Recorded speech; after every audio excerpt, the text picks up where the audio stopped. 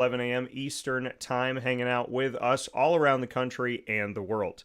We have the opportunity to be with you on youtube.com and facebook.com, both /WakeUpCallDT, and on wakeupcalldt.podbean.com. So wherever you are around the country and the world, we have the opportunity to get to you wherever you are very easily, right there in your pocket, your device, wherever you may be, in the gym, at work, with the kids. So thank you for tuning in, and thank you for being a part of the broadcast. With that being said, we have an awesome show set up here for you today. It'll start off inside of monpazpopcorn.com's What's Poppin' with Mr. Casey Brown, who will be joining us, CBA Brothers of Syracuse, head football coach. He'll be joining us here ahead of the 2024 New York State Class AA playoffs, which will officially kick off in a day tomorrow on November 23rd. And then Papa Joe, who is typically with us every Thursday, will join us to talk about Major League Baseball Awards Free Agency, as well as where college football is at with the newest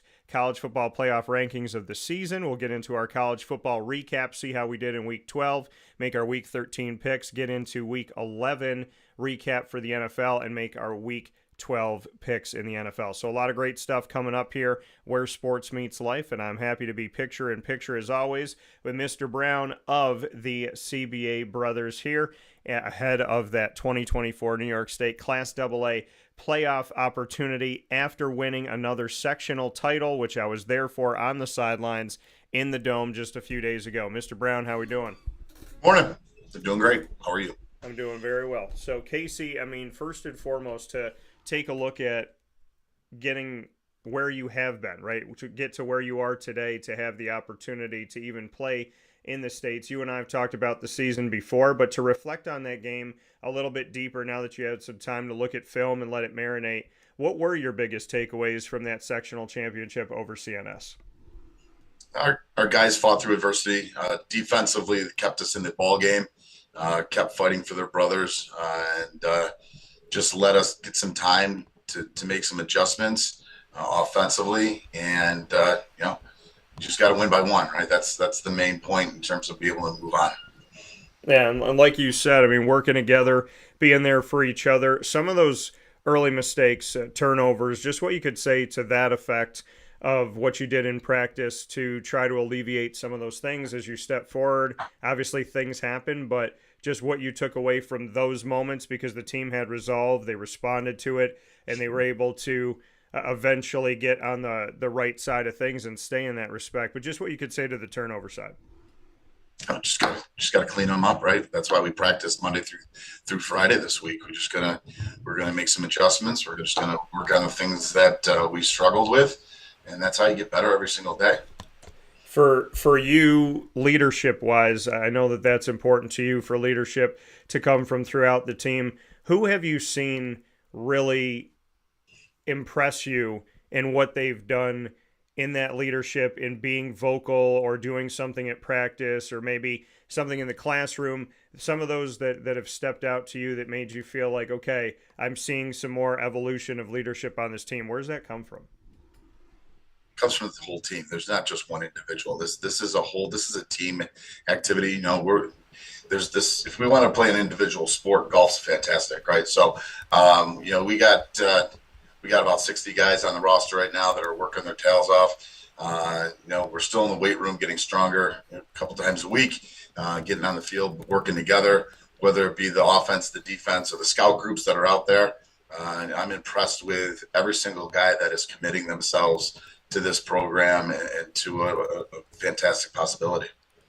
And like you said, I mean, it's a collective, it's a group. When we look at this family and we look at this team this season, what has been so special specifically about this group of young men? Their commitment. I mean, this started in the winter last year. After last year's team was, blessed enough to win a state title, this next group coming through wanted to have their own story. And that started in the off season.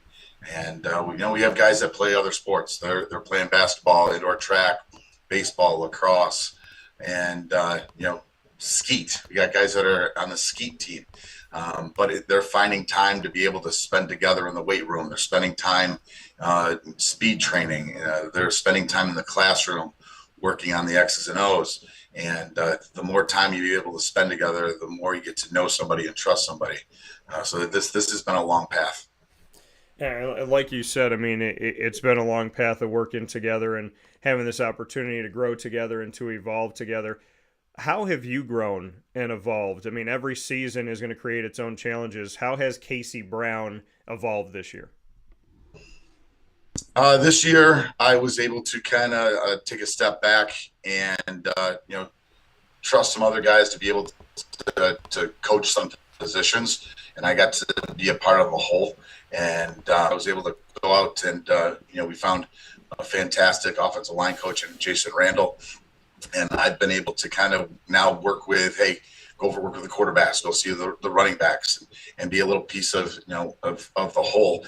And I do the same thing on the defense. I'll walk over and see all the different position coaches and kind of see what they're doing. And I'm evolving in terms of my skill sets in each one of those positions, and I'm trying to take something away to try to be a better coach overall. Yeah, when you talk about Jason Randall coming onto the team and also Coach Acuff coming from Syracuse football last season, you had made mention of these additions that you made to the team. What can you say to the overall growth of the coaching staff and just what that coaching staff looks like today as opposed to what it looked like maybe when you first came in? Because some of those faces are similar, right? But you've also evolved and expanded this staff, and just what you would say to the effect of how you would describe the staff today for CBA football. Complete overhaul. And when I first came in, there were some really good coaches on staff. Many of them went in another direction, and we had to find our own group of people to be able to work with. And through struggle, you find success at times when you want to work together. And I've been able to find a group of men that have sacrificed themselves, sacrificed their families for time together for these kids. And the amount of time that they spend with these young men is tremendous. And it takes a lot of commitment to be able to do that. And, I appreciate every single moment that we can spend together. They say you learn from a loss. Really good coaches learn from wins as well. This team is undefeated this season. What have you learned from day one to right now?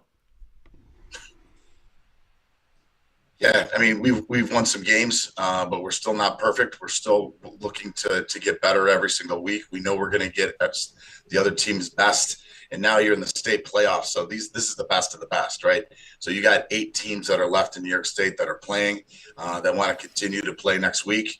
And we understand that these guys have worked really, really hard to get to this point.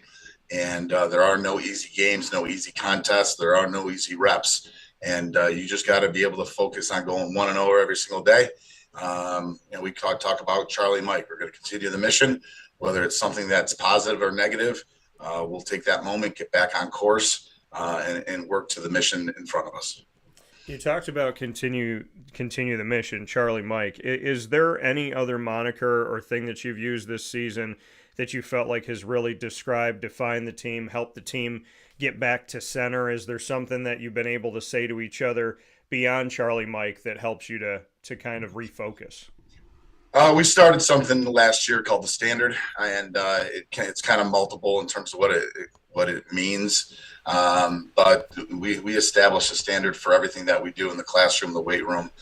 They understand when you go to school, there's a code, there's a dress code, there's a standard for that. There's a way that we act, there's a standard for that. So we talk about that. We talk about perfect effort. We're only so tall and we're only so strong, only so fast, but you can give us perfect effort every single down, whether it be in practice, whether it be in math class. Show up and give perfect effort every single day, and then 1-0. We don't let bad days ruin us. We're gonna work in front of us, and we're gonna go 1-0 for everything that we're doing. Yeah, and you talk about going 1-0 now that we're in the state playoffs here with Casey Brown, CBA Brothers head football coach here in the 2024 season, looking at what's coming up this Friday, November 23rd at 6 p.m. You'll be playing at Cicero North Syracuse CNS High School's football field against the Section 4 champion Elmira Southside. Just what you could say about that matchup itself and how much you know about Elmira Southside. Well, the Elmira Express, we played them 4 weeks ago. We went down to Elmira, and fantastic facility, great coaches, great administration down there. It was a nice 2.5-hour bus ride down with the guys, and so we're very familiar with each other since we just saw each other a few weeks ago. Yeah, and you go into that game. That game was back on October 25th. Win for your team 40-0. Biggest takeaways from that visit down to Elmira? You got to be able to travel. Sorry, right? So you're not in your locker room. The bus ride took a little bit longer. You're sitting for a long period of time. 2.5 hours sitting on the bus, crammed next to each other, and you show up and we quickly had to get ready, and we had to flip the switch like we tell the guys to do. Get yourself ready. Let's get on the field. Let's warm up and let's go. And we saw Elmira last year. We seem to have a history with Elmira over the last few years, and we are who we are, and they are who they are, and we're very, very confident in terms of what each program runs. They're very well coached. The coach, he does a really, really nice job down there. He's going to get his guys ready. 40-0 was like I said, was October 25th. We don't expect that November 23rd. We expect them to be able to. They're going to show up and play state level football. You talked about the standard, Casey. What is the standard of CBA Syracuse? It's part of the Lasallian, concepts, and we're going to be excellent in what we do. We're going to help each other. We're going to lift each other up. We're going to support each other. We're going to open doors for people that are walking through them. We're going to greet somebody that we see. We're going to be good human beings. We'll be respectful for all, and we're going to be here for others. And when you look at those deeper values, I went to Christian Brothers Academy, so you and I talk about this. When you look at the student side of student athlete, the education that you get there, which to me is a college level great education, the educational side of it, the faith side of it, the fact that God is a part of every day in school, that these student athletes actually have to learn and, have to set themselves up for the future beyond sports. What you could say to those pieces of what you're developing at CBA with this football program, the student side of it and the faith side of it? It's married, right? It's all together. We're a small part of the whole. And at the education part is huge. The faith part is big. Mondays and Wednesdays we're in the weight room by 3:30, and we've got guys that have big tests coming up and big projects coming up, and I'll get text messages, "Hey, coach, I got to get this, and this done." No problem, get it done. So they understand where their priorities are. They understand, without a clean transcript, they can't be a recruitable student athlete. We don't use football, right? We don't let football use us. We're gonna use football to help a guy get into a potential college that they may not be able to get into without the opportunity to be on a football program. So to do that, you got to be a recruitable athlete. And we talk about that with these guys, what the GPA needs to look like. Our guidance department does a fantastic job with their credits and what the NCAA grade sheet looks like and what needs to be done every single year. So we work together with administration staff for these guys to be put in the best situation as the college coaches come in to evaluate and to talk with the students. Yeah, you've had the opportunity to have an influx over these last couple of years of colleges that have come in, colleges that have reached out. Just what you could say to those bridges that you and your staff have helped build with CBA Syracuse to create so many opportunities all throughout the country for the student athletes. Because I know that you go well beyond, like you said, teaching football. You go through what you should be, how you should be dressed, how looking someone in the eye, how to shake hands. There's all these things that we've spoken about that go far beyond it. And I've seen your student athletes do it. I mean, Dante Baccier, when I was speaking with him a couple times on the show, we spoke through Zoom. And then when you won the state title last year, I'm there and I'm, on stage and just kind of taking care of some things. You let me borrow your ring for a second. So I was doing a little picture thing with that. And Dante came up to me and I turn around and here he is standing. He said, "Hello, Mr. Tortora. I wanted to make sure I came over and said hello to you in person." And he put his hand out, looked me in the eye, shook my hand. And so I saw that in real time, those things that you teach this team. So one, to the effect of building bridges all over the country with colleges and universities. Love to get your thoughts on that. And secondly, the importance of things that sometimes people forget about, which is looking someone in the eye and shaking their hand with assertion, with confidence, and with just kind of that strength of the human spirit. Well, in terms of a lot of questions. Sorry. No, it's fine. In terms of the connections that we built over the years, I think that's a testament to CBA. In terms of the culture that is set by the president, Mr. Keogh, and then is continued on by the administration with Mr. Marshall and the teachers in the classrooms. So we're just lucky enough to be able to harness that and to kind of use that momentum that they build in the school, and we continue it on in whatever format that we're in football wise. But the coaches see the standard in the classrooms. They understand the rigor in the classrooms. Their admissions department sets a grading system for each school. And so these coaches know when they bring a transcript from CBA, it's going to be graded at a certain level. So we know that our rigor in the classroom is being looked at the college level. We understand how it's being graded out in the admissions department for colleges. So when they see that transcript, they know what that truly, truly means.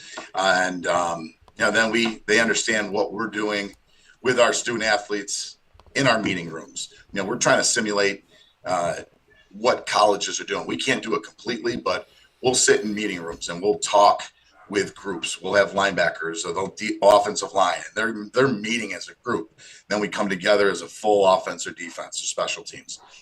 Our weight room is run at a college type level, as we are not just in the off season. We are continuing to lift in the in season 3 times a week.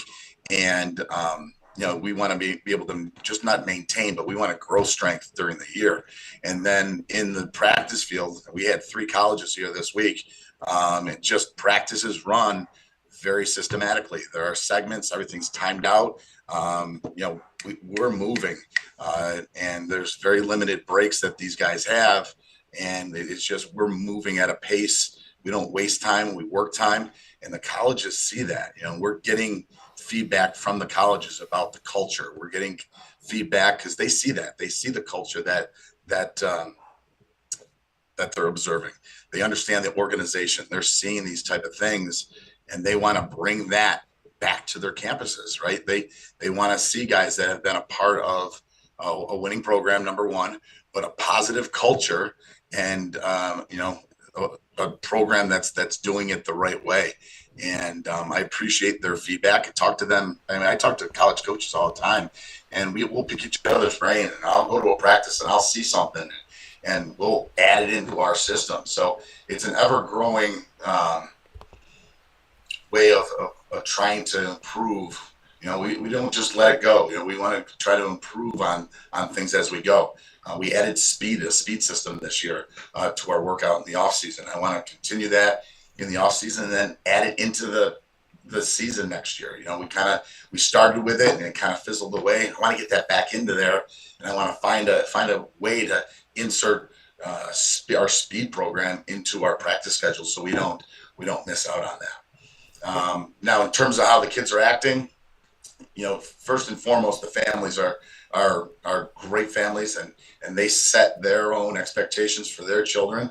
And we talk about it takes a village to raise a child, and we're lucky enough to be a part of many families, as these families are a part of ours. And I'm really, really happy with our families, and I appreciate everything that they do for us, the way that they support us, and we couldn't do it without them. Appreciate all of that coming through. And like you said, I mean, you're implementing things. They're talking to you about your culture. You're going and looking at colleges and universities and taking pieces of their culture that you feel like work. The word culture is really important to me because I have been around the young kids playing football and playing other sports to, my godson being 9 years old playing soccer and then going to high school teams, college teams, pro teams. I've been in locker rooms and I have seen that some cultures, even if a team is winning, some cultures are not good. And it's a very shaky foundation.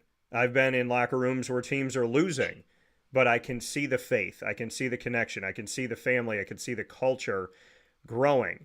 And I can see that the success is going to come down the road if they stay true to that. So to speak to the word culture and what that means and what it is at CBA Syracuse, to go a little bit deeper into it, knowing that the environment of the locker room essentially has a massive effect on the field. You are never bigger than anybody else, right? So you want to be big. You want to be a part of something bigger than yourself. And we're not individuals. We're a collective group of young individuals that are working together for a common cause. We talk about our locker room and we talk about cleaning it up. And if it's a mess, your culture's a mess. And these guys are responsible for making sure that locker room is clean every single day. Where we put our equipment, we call it the barn. And they know they got to put all the equipment back every single night. And that barn net better be cleaned up. And that when it's not, that means people are just tossing things in there. There's no effort, there's no concentration, there's no focus. And you got to be organized to be able to put everything away. You got to put stuff in your locker. You got to make sure that floor is swept. It's the little things, and nobody's bigger than anybody else. And everybody has a role. Everybody has an opportunity. And you got to remove the individualism. The individualism that kills a program, that kills a culture. Everybody in our weight room wears CBA gear. If they don't have CBA gear, it's just got to be a plain T-shirt. And again, that's the expectation. That's the standard. And they hold each other accountable. And that's the leadership that, if guys aren't doing the right things, they will step up and make somebody accountable, saying that's not what we do here. And you don't need to be a senior to hold somebody else accountable. You just got to understand what's right and what's wrong. But our seniors have a big responsibility to show the younger guys the way. A lot of these guys, stepped into this program when it's been great. These guys didn't see the rough days, the tough days, the days that took us to get to this point. And they have to be reminded that we need to be able to work hard continuously to stay where we are right now. And coming from Casey Brown, Casey, I want to finish up with something that we've done before, and I'm going to put you on the hot seat, but I'm going to put me on there too really quick. It is the rapid fire. So you have the opportunity to ask me a question. What do you got for me? Well, with Thanksgiving coming up, give me your plate. Well, I'm the chef, so mom and dad bring over some stuff, but I am making the bird, seasoning the bird, stuffing the bird with my dad's stuffing recipe. I am also doing broccoli casserole my way, which I kind of just made something up, and sweet potatoes in honor of my grandmother. It's the first thing that I ever tried to make. Well, pancakes was the first thing that I ever made, but from my family, sweet potatoes, making her sweet potatoes while she was still alive and she could try them. So love you up in heaven, G. And also making rigot pie for my Italian side, my other grandmother, my Gammy, and making pumpkin pie. So it's going to be a full day for me of cooking. But unlike my father, my dad would wake up at like 5 o'clock in the morning. And I'm like, Dad, you only got to cook the bird this long. I can wake up at 9 and do it. So So I wake up a little bit later than my dad, but I do get very excited to make Thanksgiving. It means a lot to me, and it's been almost 10 years that I've been trusted with the bird. So I'm ready to do it again this year. Big responsibility. Yes. All right, you got one more for me. What is it? I got one more for you. Yeah.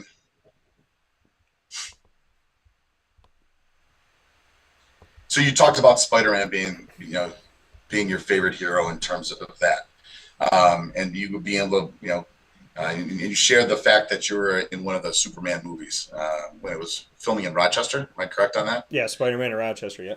So what about Spider-Man it brings you, motivates you?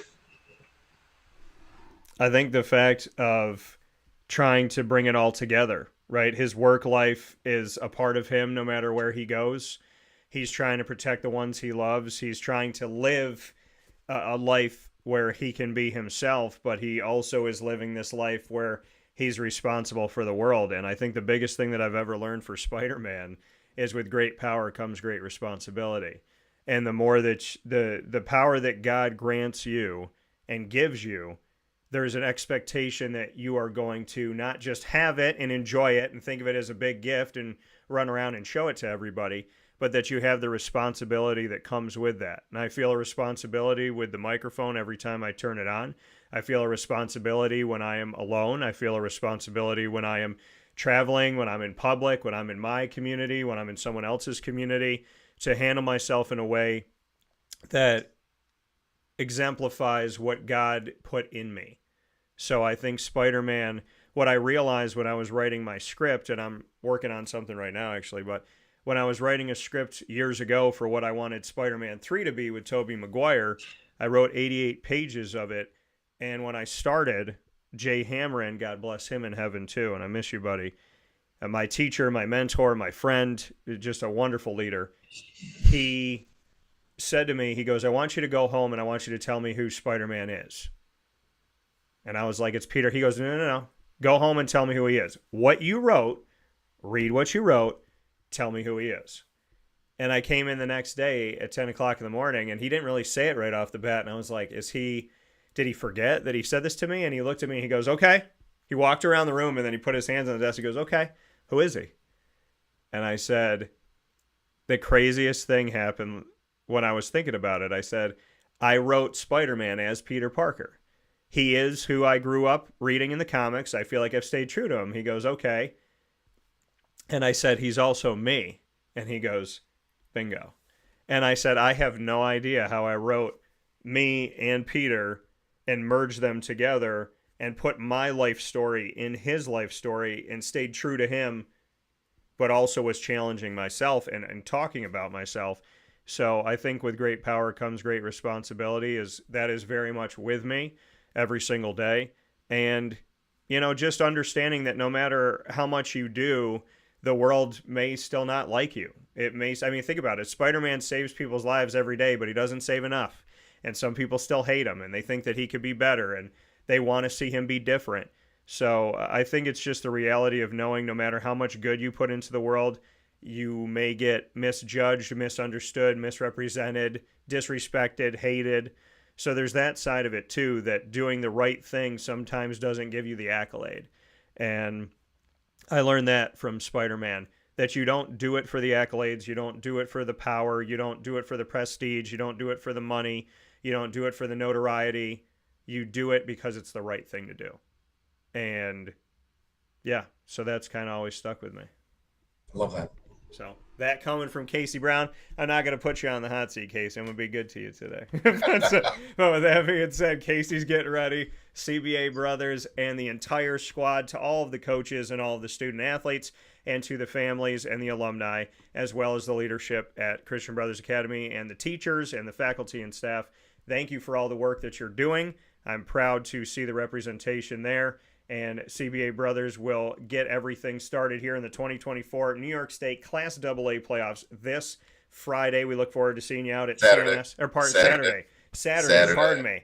I keep thinking the 23rd is Friday. My fault. So this Saturday November 23rd at 6 p.m. They will be out there against Elmira Southside at CNS this Saturday, November 23rd at 6. So for all of you that screamed at your screen in the beginning when I said it, my brain is very much on vacation right now because it has been a long year of blessing and it's been great. And so November 23rd, this Saturday, 6 p.m., no excuses. The Syracuse football game is at noon. It'll be done by 4 at the latest. So get your butt over to CNS and go see Christian Brothers Academy of Syracuse go up against Elmira Southside this Saturday at 6 p.m. Casey, as always, it is my honor and my privilege. Thank you for being less Belichick and more Casey today. Not a problem. Go Brothers. Talk to you soon. Coming from Casey Brown here on Wake Up Call with Dan Tortora, where sports truly meets that thing called life. We'll take a quick step aside, and we'll be back right after this with Papa Joe on Wake Up Call with Dan Tortora. Stay with us.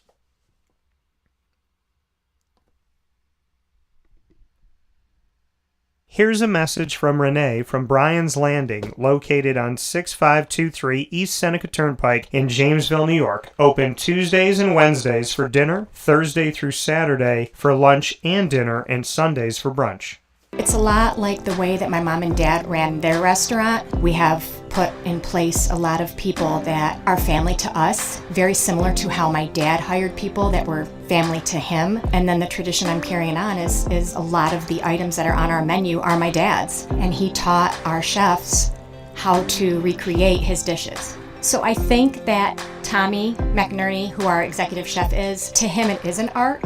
And I think that when he does create a dish, it's not just about making the food taste delicious, which is definitely our priority, but it's an art to him, and it's almost like his canvas on a plate where he just wants the colors to look great, and people love it because he takes pride in that. And Bryan and I appreciate that. We want it to obviously look good and taste good. I will tell you, when we opened up, it was 6 weeks before COVID. And what was amazing was the community, our friends and family stepped up, and everybody did takeout. Everybody supported us. Our hearts were just so filled.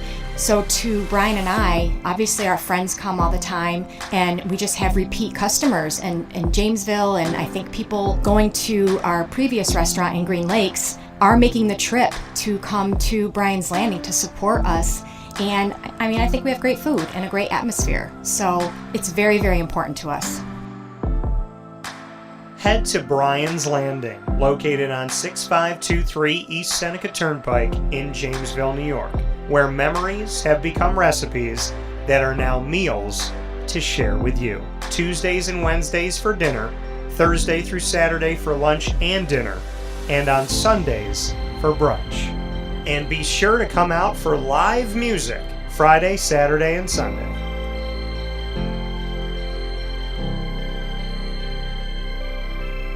Here is a special message from Brian Bruno, owner of Servomation Refreshments Incorporated. I grew up in the family business. I had the experience of working for a national food service company with thousands of employees, and as much as I enjoyed the experience I had, there's something about owning my own company and being able to change the things I saw wrong with the industry firsthand, which is why I moved back to my hometown in Canastota, New York, to launch Servomation. It was back in 2007. When we first started the business in 2007, really you didn't find any machines with credit card readers. There's a lack of variety in machines. You got stuck with basically whatever the vending company wanted to sell that day. There's a lot of inefficiencies in the business, and those were all things that we saw as opportunities, both from a customer level to improve and from an operating level to be more efficient.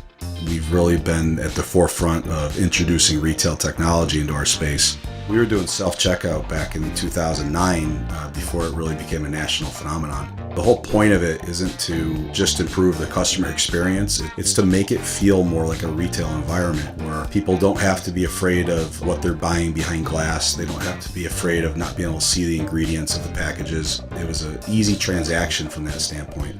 If we were to reinvent something, we wanted to make sure what we were making looked and felt more like a deli and not like something that you would traditionally see in a vending machine. I was tired of hearing for years the customers say the wheel of death because the vending machine would circle around with the same tuna salad in it. What we wanted to do was it really change the perception of that food. So allowing customers to touch it, allowing customers to feel the weight of it, allowing customers to see the freshness of it, and also the variety of it really helps them change the perception and ultimately the value of what we bring to them.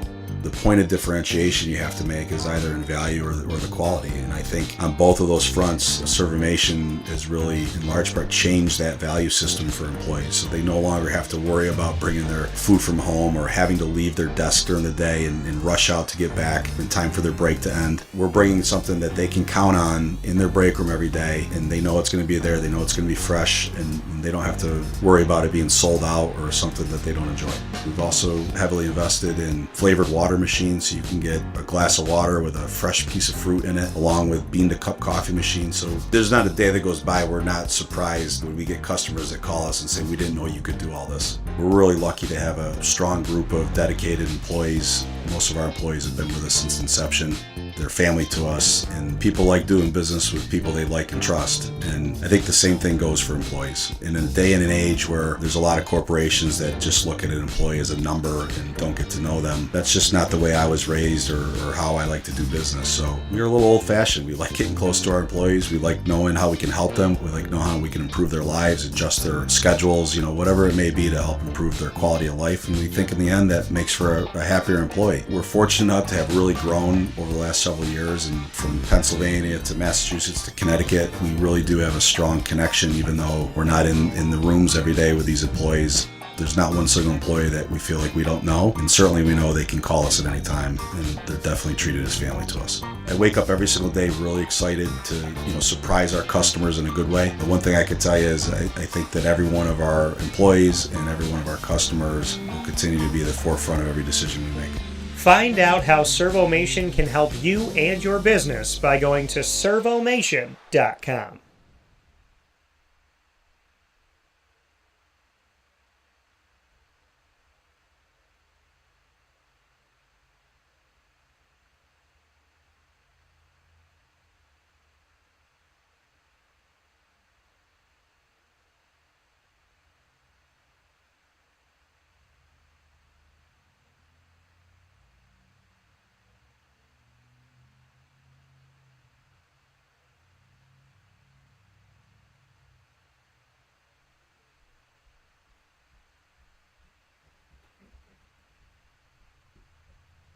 Welcome back here to Wake Up Call with Dan Tortora, where sports truly meets that thing called life. We appreciate you being here, hanging out with us every Monday through Friday from 9 a.m. to 11 a.m. Eastern Time, and cannot thank you enough for being with us on all of our many channels around the country and the world. YouTube.com/WakeUpCallDT, as well as Facebook.com/WakeUpCallDT, and on wakeupcalldt.podbean.com. And then once we are live, you could jump into the archives and hang out with us on Amazon Music, Audible, iHeartRadio, iTunes, and Apple Podcasts, Player FM, Podbean, Podchaser.com, Podvine, Spotify, TuneIn, and YouTube. All you got to do is search Wake Up Call with Dan Tortora, or one word, Wake Up Call DT. So thank you so much for tuning in with us here on Wake Up Call with Dan Tortora, where sports truly meets that thing called life. So with that being said, Papa Joe here with us. Casey Brown joining us to start off the broadcast as the CBA brothers, my alma mater, here in Syracuse, New York, gets set for the 2024 New York State Class AA playoffs. That game is this Saturday, November 23rd at 6 p.m., and so excited to see what's going to happen in all of these state playoffs. And the NYS PHSAA, I want to thank them for all the work that they are doing for every single class and all of the sections that are going up against each other. It's a lot of fun every single year, and I hope y'all are paying attention to it. With that being said, Papa Joe is hanging out here with me, where sports truly meets that thing called life, and I'm always happy to have Papa Joe. Today we're going to talk about a plethora of topics. We're going to get those topics started with Major League Baseball. There's been some moves that have been made, so we're going to talk about Major League Baseball's side of things, and as we get into Major League Baseball and their awards as well as their free agent signings. Very excited to speak baseball with Papa Joe. But first and foremost, PJ, how we doing today? Oh, everything's fine. Beautiful down here in St. Augustine, Florida. Already 80 degrees outside. Sorry for you people having snow and cold weather up there, but that's the way it is. Yeah, they told us that there's a chance we may have snow within the next couple days. Potentially could have, well, the game tonight that is going to be played at Pittsburgh at Cleveland, their expectation is that there's going to be snow today in Cleveland, and potentially snow during the game, or at least snow during the day today or during the night in Cleveland, Ohio. We could get snow tomorrow, I guess they were saying, potentially. I know we're supposed to have cold weather and rain, which is not great when the weather is cold and it's raining out there. It's the weather that I like the least, when you have cold weather plus rain. So hoping that it gets a little bit warmer here, and hopefully it doesn't rain as much as they said that it's going to happen. So looking forward to what's to come here, though. Looking forward to some positivity and some good weather, and looking forward to coming down to Florida, PJ, because I know that, like you said, your weather is nice, and it's supposed to be in the 70s, supposed to be sunny. So happy to hear that. And looking at positivity, looking at sunny, looking at those good things that are happening, Major League Baseball just handed out their awards, and I know that you're excited to discuss these. So I'm going to hand it off to you to let us know who won what in Major League Baseball for 2024. Okay, that's nice. Yeah, I'd like to start out with the managers of the years, and both of these guys have been around a long time, and they've gotten breaks. Stephen Boyd of Cleveland won a Manager of the Year for the American League, and Pat Murphy of Milwaukee Brewers won the National League Manager of the Year. Especially Murphy had a tough time with his squad because, he's new coming in. They didn't know him that much, and Craig Counsell had left to go to Chicago. And so Murphy had to tread lightly a little bit before he got to know his guys. But he made the right decisions, and he won, and that's all that counts. And Boyd was the same way. He fortunately had one of the best relievers I've ever seen, outside of my man Josh Hader from Milwaukee, now with Houston. And that's Emmanuel Class. So I think he used him very well. He got banged around a little bit in the playoffs, but notwithstanding, he had a wonderful career right year. The next guy is next one I'm going to go on, and I'm going to get pissed off about this too. So you have to hear me out. Rookie of the year. The Rookie of the Year in the American League is Louis Gill from the New York Yankees, who won a game in the series. He had a 15-7 record with a 3.50. Now he's a rookie, but he's 26 years old. So go figure that one out. Bounced around a little bit in the minor leagues before he could get a chance. National League, Paul Skynes from Pittsburgh, 11-3 record, 1.97. This one was no surprise at all. But I'm going to tell you why I'm upset. Okay. When you know the way I am with baseball. I love position players. Position players play the game every single game, all the time. They're not pitching. They're not relievers. They're not DHs. In saying that, in Texas had Wyatt Langford, go Gators, by the way, 47 homers, 74 RBIs with a 2.53 ERA, or 2.53 batting average. Now, when you look at Louis Gill, who's a pitcher, and Wyatt Langford, who was a position player, I mean, it's obvious to me that a position player certainly could be put ahead of a pitcher. I don't get that, and I'm gonna tell you why in a minute. Let me go to the National League. San Diego's Jackson Merrill, who even had a better year, 24 homers, 90 RBIs, and a 2.92 area. So, look at Jackson Merrill and Paul Skynes of Pittsburgh are both excellent players, no doubt about it. And Louis Gill and Wyatt Langford are wonderful players too. I don't want to see this happen. I don't want to see position players be shoved out by pitchers. Now, if they're going to make an award, make it Rookie Pitcher of the Year, then Rookie Player of the Year. There's nothing wrong with that. I wouldn't have a problem with that. I mean, certainly the powers that be can see that. Now, these Langford and Merrill were both put out that they actually didn't win this award. Now, look, I don't want to piss anyone off about from New York or Pittsburgh or anything. These Lewis Gill and Paul Skynes, especially Kynes, are excellent pitchers, but they should not be Rookies of the Years. They should be rookie pitchers of the years. And Langford and Merrill should be Rookie Player of the Years. Big difference. And you can make that delineation. The MLB is not that dense. Sometimes they are, but something like this is obvious. So anyway, let me get that off my chest. Cy Young Awards just came out today, or actually yesterday. Derek Skubal from Detroit, who have been jumping on all year long, 18-4 record, 2.39 ERA, pitched well in the playoffs too. Chris Sale from Atlanta, National League Cy Young Award winner, 18-3, 2.38 ERA, over 200, almost 250 strikeouts. Now, both of these guys earned it, no doubt about it, and there was never any questions. Chris Sale was a Cy Young Award winner in the American League, so now he's a Cy Young Award winner in the National League. And there's a question that comes up: is Chris Sale Hall of Fame material?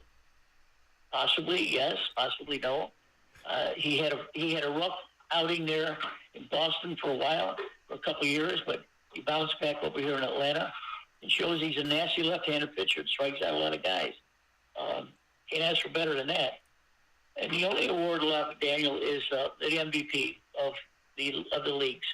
And certainly, it isn't out yet, but there's no doubt that Aaron Judge from New York Yankees will win the American League. Tony will win the National League. Now, I'll tell you, I'll go in the hospital if something like this doesn't happen. Judge had 58 homers, 144 RBIs, and hit 322. Very close to a triple crown. He couldn't get over couldn't hit maybe 335 would have done it. Otani had 54 RBIs, 130 RBIs, 54 homers, and a 310 average. And I think he even stole 59 bases, something like that. So both of these guys will be named today, I'm sure, MVPs of their league. And there's some trades that are coming about, Daniel. There's nothing really seriously. There's some free agents that are signing, but nothing that, as Mary said, blows my skirt up. Yeah. Nothing exciting yet. So we can wait for that to come out. Okay. Probably in a week or two and see. Well, let me hit you with this, and so a couple things coming through here. So once again, like PJ said, the Cy Young Award winners in the American League, Tariq Skubal of the Detroit Tigers, and of the National League, Chris Sale of the Atlanta Braves. Rookie of the Year, like you said, Lewis Gill of the New York Yankees, Paul Skeens of the Pittsburgh Pirates. Manager of the Year, Stephen Vaught of the Cleveland Guardians, and Pat Murphy of the Milwaukee Brewers. I want to mention the Gold Gloves here. There's a bunch of them, so I'm going to run through them here. But the Gold Gloves this season, Carlos Santana, not the singer, baby, not that guitar player. But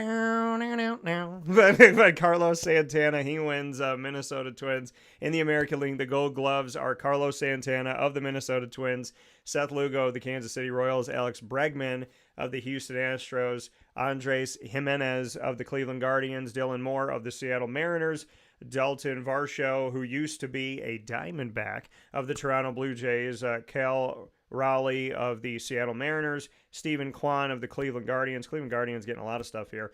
Bobby Witt Jr. of the Kansas City Royals, a lot of fans of him.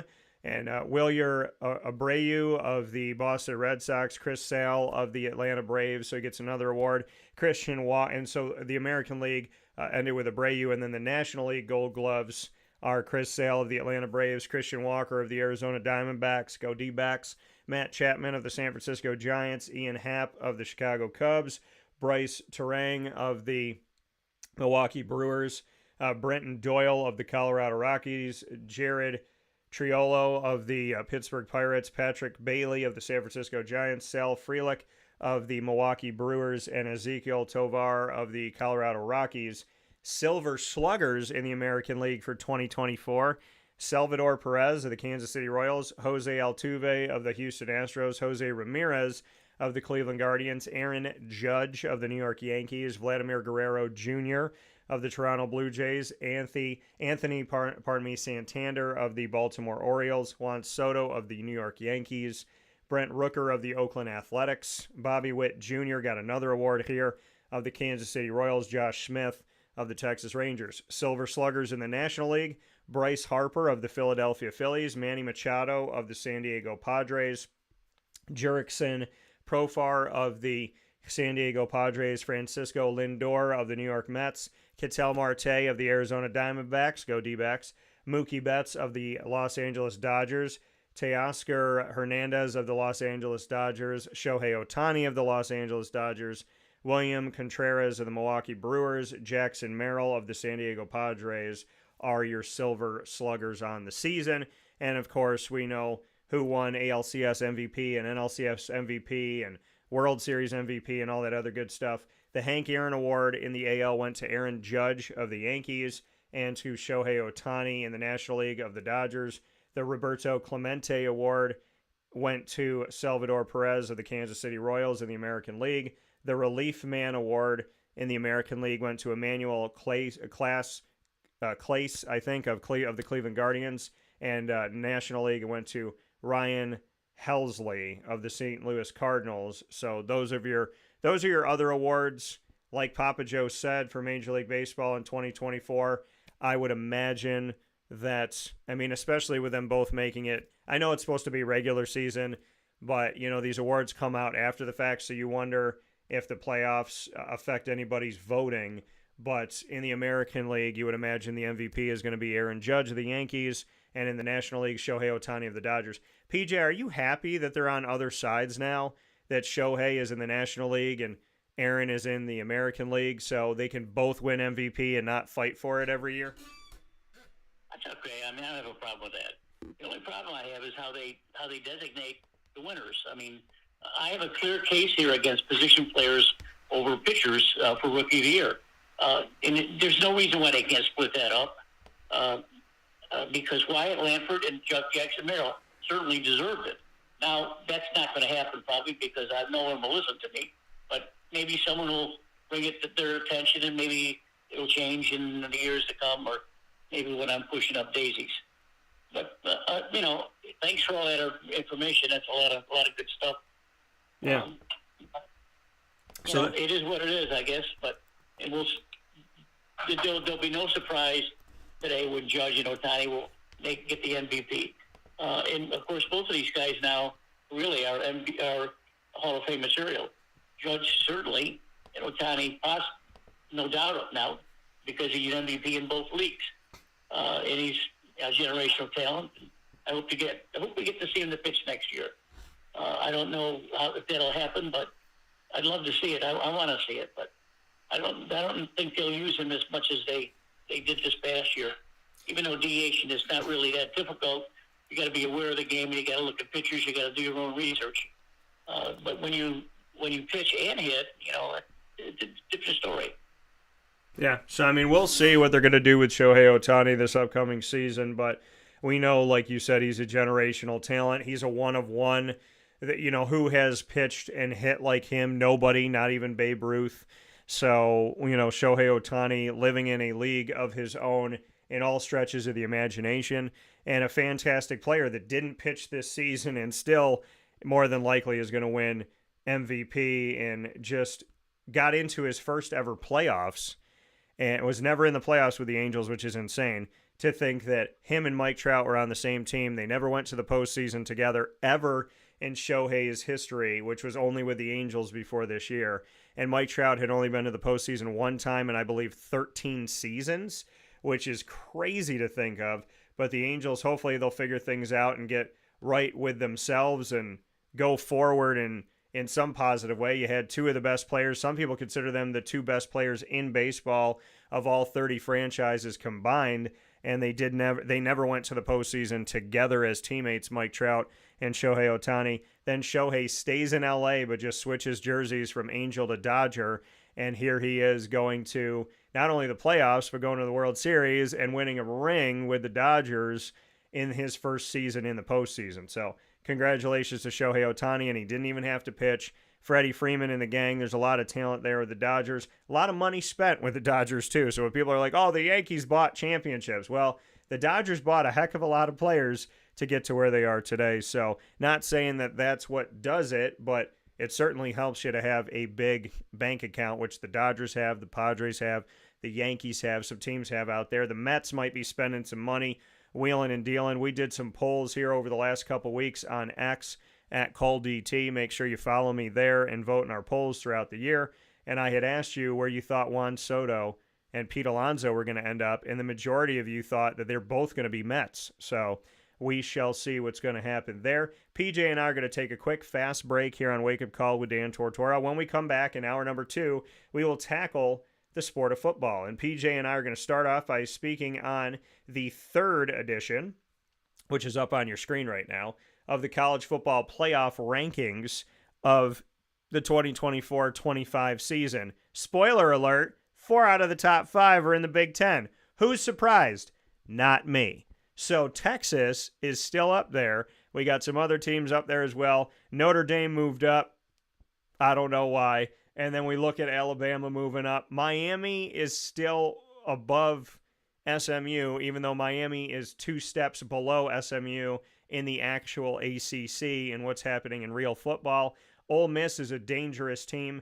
Georgia has moved up. Tennessee found their way down. BYU found their way down in losses. And Army had their biggest jump of the first 3 college football playoff rankings of this season. We'll talk about all of that right after this, where sports meets life on Wake Up Call with Dan Tortora. Stay with us.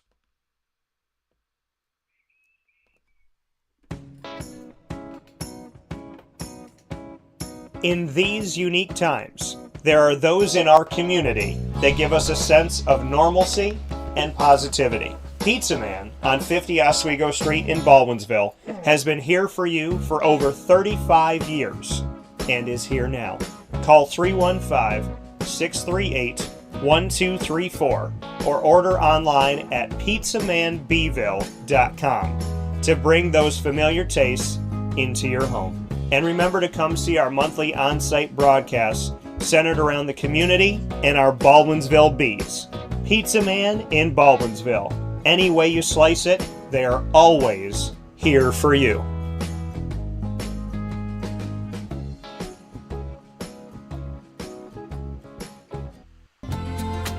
Looking for your next ride? Look no further than Great Lakes Honda City, located on 7140 Henry Clay Boulevard in Liverpool, New York. Serving our community for decades, their new and pre-owned vast array of vehicles are available to you Monday through Saturday on site. To search from home, shop at GreatLakesHondaCity.com. Call 315-365-5576 to set up an appointment. That's 315-365-5576 for Great Lakes Honda City, 7140 Henry Clay Boulevard in Liverpool, New York. Great cars, great people, Great Lakes. All right, you need to come out here and get yourself the Brooklyn Pickle. I was talking about this with one of my buddies. I was like, yo, there's no better sandwich in the state of New York than the Brooklyn Pickle. And now that I found out that they're going down to North Carolina, we are taking over your taste buds everywhere you are, wherever you're going to be. You need to get yourself out to the Brooklyn Pickle. Pinehurst, you just realized that you found yourself the best sandwich shop that you're ever going to have. This is a glorious moment. It's a blessing to your community. You're welcome. Brooklyn in the house, baby. Go over to the Brooklyn Pickle. You already know what it is. You heard the man. Head to Brooklyn Pickle Pinehurst on 1788 Old Morgantown Road in Southern Pines, North Carolina.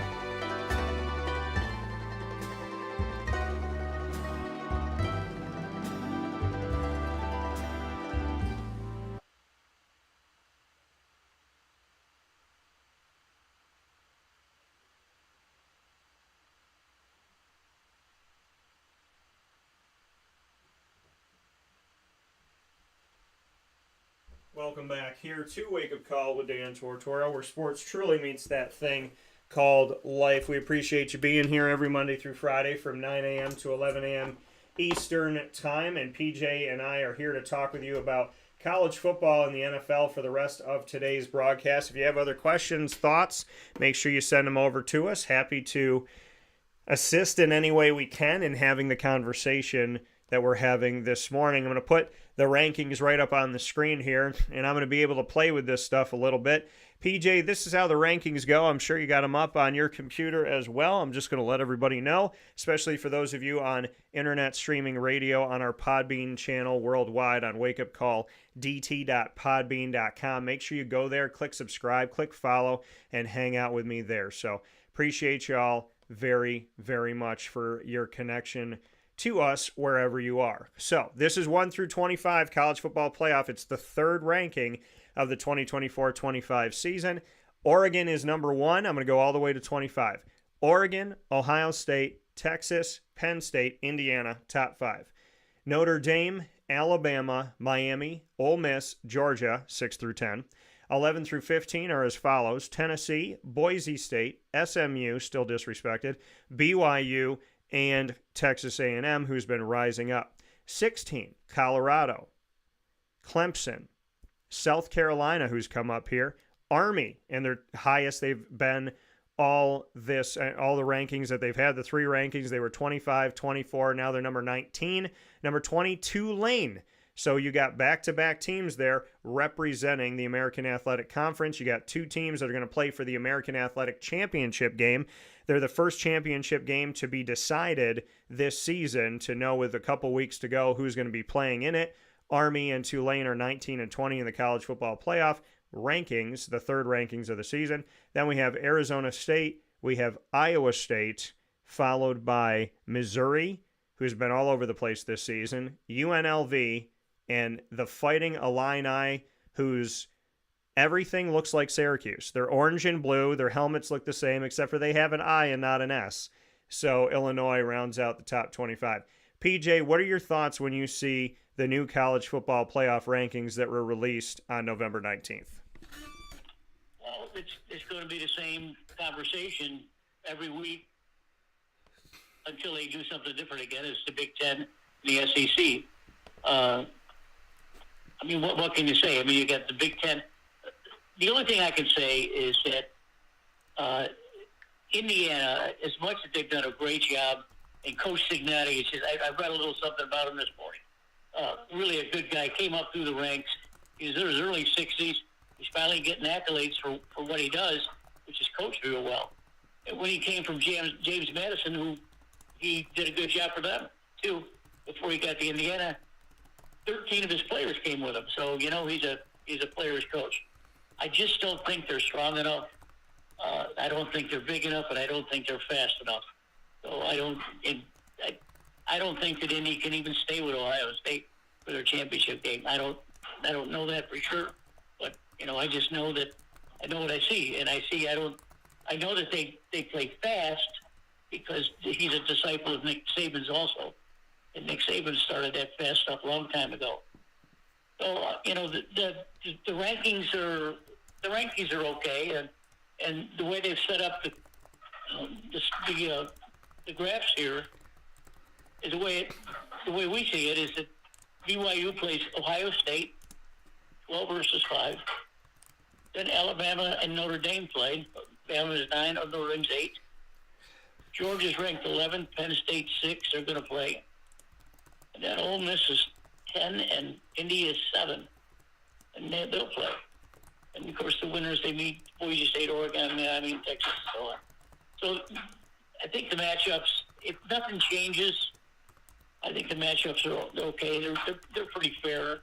I don't think that BYU is in the same class as Ohio State, and I'm not sure if BYU will even make it. I mean, he's a 12 seed now, and if they lose again, I don't see them. And Boise State the same way, even though they have Boise State at number 4. I don't. You know, I go back a long way with Boise State when they made an upset of Auburn years ago in the Fiesta Bowl, I think it was. But Boise State is a good team. They probably got the leading running back in the nation, possibly the Heisman Trophy winner. So, it's going to be exciting somewhat, but there's going to be some dull games in there too. Alabama, Notre Dame. How boring would that be? Notre Dame going to run the ball. Georgia, Penn State will be a good game. So, I don't think there's any surprises. Now, next week when we talk about the same thing, the teams below 12 are going to be start to move around a little bit looking for bowl material.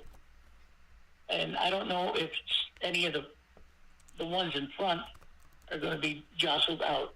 Indiana for one, Boise State for another, and that's about it. BYU is another one probably. So the three of them, I think their standing is pretty precarious right now, and I'm looking for some consensus here. Maybe next week we'll finally have it. I think I read a pundit this morning that Oregon is already playing for the championship for the Big Ten. So whoever winds up behind them, which will probably be Ohio State, it'll be Oregon and Ohio State. Of course, we know that Oregon beat Ohio State already once this year. So other than that, I don't see any glaring discrepancies here, Dan. Yeah, when I look at this, and I'm looking, and obviously the screen is up here for you, I want to let everybody know that I just put out on X, as I told you before the break, we have voting that goes on all year round on our X, which was X is the former Twitter, on our feed there, and my feed on X is @CallDT. That's at CALLDT. So make sure that you follow us there and connect with us on Wake Up Call with Dan Tortora, where sports meets life. We put up a bunch of polls. I put up a bunch of polls this morning and would love to get your thoughts on it. So you can go ahead and vote on them. There's 4 of them that just went up to get your take on these. And so those polls are, should the Brigham Young Cougars be in the 2024-25 college football playoff? Love to get your thoughts there. And also put it up for, should the Army Black Knights be in the college football playoff? Should the Boise State Broncos be in? And should the SMU Mustangs be in? So you can vote in all of those polls here this morning. Once again, do you believe that SMU should be in is one of the polls, as well as should Boise State be in? Should Army be in? Should BYU be in? Early voting says yes for Boise State and yes for SMU. And we're awaiting votes on the other ones. Adam responded to the SMU one, said absolutely. SMU's only loss was to BYU. They beat Louisville on the road when the Cardinals were ranked. Plus they beat Pitt at home in Dallas. Yeah, and their loss to BYU was 18-15 in a game where neither team could get into the end zone. So it says something about them, that 18-15 loss.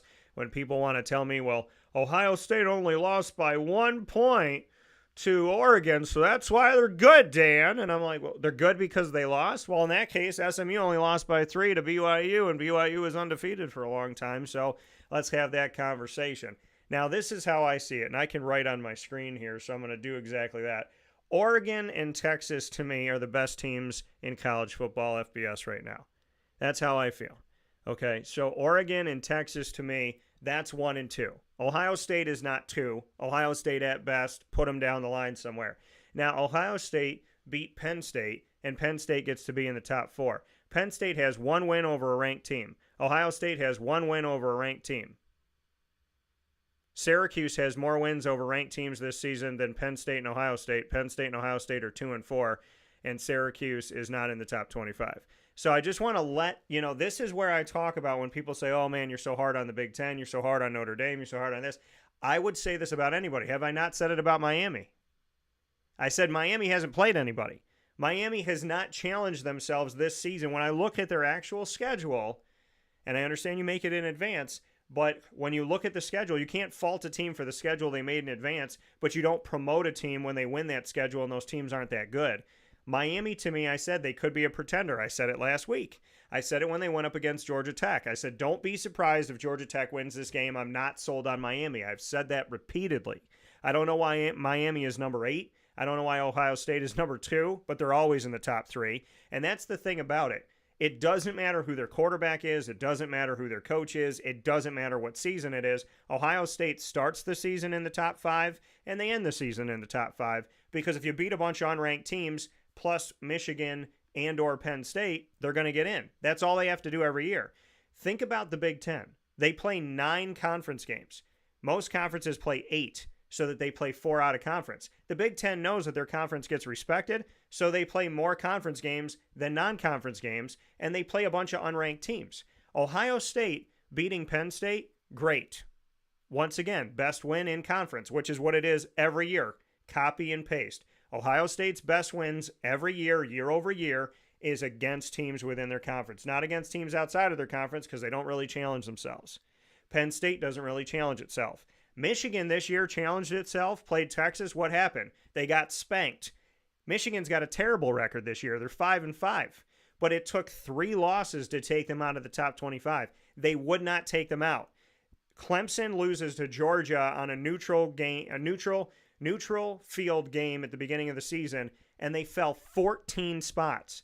Michigan loses. Michigan falls a little bit. They lose again. They fall a little bit more. And I think people with 3 losses were still trying to keep Michigan in the top 25. Well, you can't now because that they're 5-5. You can't argue that. But that is the case in point. A team that's not in the Big Ten, if Michigan was not in the Big Ten, they're not going to be in the top 25 for as long as they were. Ohio State has no business being number 2. Penn State has no business being number 4. Indiana's undefeated. There's only 3 undefeated teams, Oregon, Indiana, and Army. Look at where Army is. They're 19. And they say, well, Army doesn't play ranked teams. Neither does Indiana. But Indiana plays Ohio State this week, and if they beat Ohio State, then Indiana will go to the top 3. And where's Ohio State going to go? They'll stay in the top 10. Because this is what happens with the Big Ten. Whoever wins, the other team gets to stay because it's considered a quality loss. The ACC doesn't get quality losses. Look at Miami. Miami is the only team that makes no sense to me in the ACC, that the committee regards them so high, and it must be because of Cam Ward, because we know how they regard quarterbacks because of how they treated Florida State when Jordan Travis got injured and they didn't allow them to play in the college football playoff. But when you look at this big board, which was wrong, by the way, probably the biggest cardinal sin of the playoff since its institution in the early 2010s, Miami being number 8 is stupid if SMU is 13. SMU is first in the ACC. Clemson is second. Miami, granted, has less losses than Clemson, but they don't have less losses than SMU. And so, to me, this desire to keep SMU out of it, SMU has to win out, and they have to win the ACC championship to get into the college football playoff. Miami, they can lose another game and play in the play in the ACC championship, win the ACC championship. They're going to let them in and knock SMU out. Some teams have an unfair advantage. Alabama has 2 losses. Georgia has 2 losses. These teams are going to be protected because they're in the SEC. Notre Dame has no business being 6th. Northern Illinois is 6-4. They're 3-3 in their conference in the MAC. The MAC has nobody sniffing the top 25 of the college football playoff. Yet here is Notre Dame at number 6 because their claim to fame is they beat Texas A&M. Well, they also lost the following week to Northern Illinois. And out of 134 FBS Division 1A teams, where was Northern Illinois ranked the second week in the season? 80th? 90th? 110? They weren't ranked in the top 25. They probably weren't in the top 60. So when you look at, and that's no disrespect to Northern Illinois, they won the game. And they got paid $1.4 million to play the game, which is incredible. But when you look at Notre Dame and you look at the Big Ten, all I've ever asked you to do is be honest with yourself. Because I've talked to Big Ten fans and I've talked to Notre Dame fans. I've had Notre Dame fans look me in the eye and go, yeah, we do have a competitive advantage. We know that we do. So why are you arguing against that when their own fans are telling me, no, Dan, we know that we're given more opportunity. We have more string. We have more leash than other teams have. Notre Dame is in the top 6, but tell me why. Well, because their schedule was supposed to be good. I don't care what was supposed to be. Okay, I was supposed to be married and have my first kid at 25. That didn't happen. I didn't get married at that time. I didn't have a kid at that time. So what's supposed to be and what is are 2 totally different things. Life versus, well, this is what I wanted to happen, are very different things. SMU has done the work, so SMU should be in. Boise State is a terror, and they've done the work. Boise State should be in. Army has been a terror, and they've done the work, and they should be in. And people tell me it's about blowing teams out. It's not just about beating unranked teams. It's about how badly you beat them. Every game that Army's played in, they have trounced over teams, except for this past week against North Texas. Every other time, or 2 weeks ago, every other time for Army, they have won commandingly, and yet they're not getting... Look at their quarterback. He's got 21 rushing touchdowns, over 1,000 yards this season. Put some respect on their name. SMU, Boise State, and Army are 3 teams that you don't want to play. But if you let in Ohio State, and you let in Penn State, and you let in Indiana, now you're putting yourself in a situation where you're not going to have these teams play each other. You're going to do your best that they don't play each other. So you're going to give the Big Ten an opportunity to all move forward, which is ridiculous. You're going to tell Boise State they got to go play Ohio State at Ohio State in the first round? That's what you give them for how hard they worked this season, and having a running back that has so many yards, we got to count it in different numbers now because they should be astronomical units because he's out in space somewhere with the amount of numbers that he has running the ball. Tennessee has done some good things. Georgia's done some good things. Alabama's done some good things. Ole Miss has done some good things. I'm still waiting on Miami to prove something. I'm still waiting on Notre Dame to prove something. I'm still waiting on Ohio State to prove something. And PJ, one of the biggest sins I've seen of this entire college football playoff is what I read. And if I read this correctly, and I'm hoping I read it wrong, they said if Indiana loses, not wins, Papa Joe, if Indiana loses to Ohio State, they have a 96% chance of making it in the playoff. Must be nice to lose games and have an almost 100% chance of making it to the postseason. Well, it's very poignant. You did a good job with that. Good rant, too, by the way. Thank you. I look at that same thing you do, but I also look at the SEC, because I'm the SEC guy.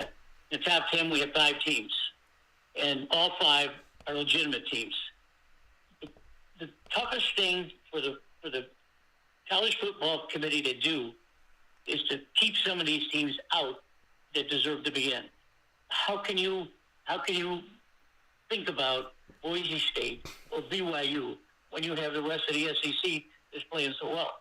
And all of these teams can beat the 2 I aforementioned. I just mentioned it easily. So the Lane Kiffin come up with a great comment yesterday. He was interviewed, and some guy was saying, how good the Big Ten was. And Lane Kiffin looked at him. He says, well, you don't play in the ACC. You don't have to come down Georgia Street. That's true, because you don't. Every time you go visit one of these SEC teams, you're going to get clobbered. Now, it's only going to get worse for the rest of the nation because Texas and Oklahoma are not going to be there. So I like the good guy and bad guy thing, because frankly, we are the good guys and the bad guys. With the Big Ten, we're the bad guys, and for me, the SEC is the good guys. Now, just think of what happened. Just realize what just happened this last weekend. One of the top teams in the country lost to my Gators.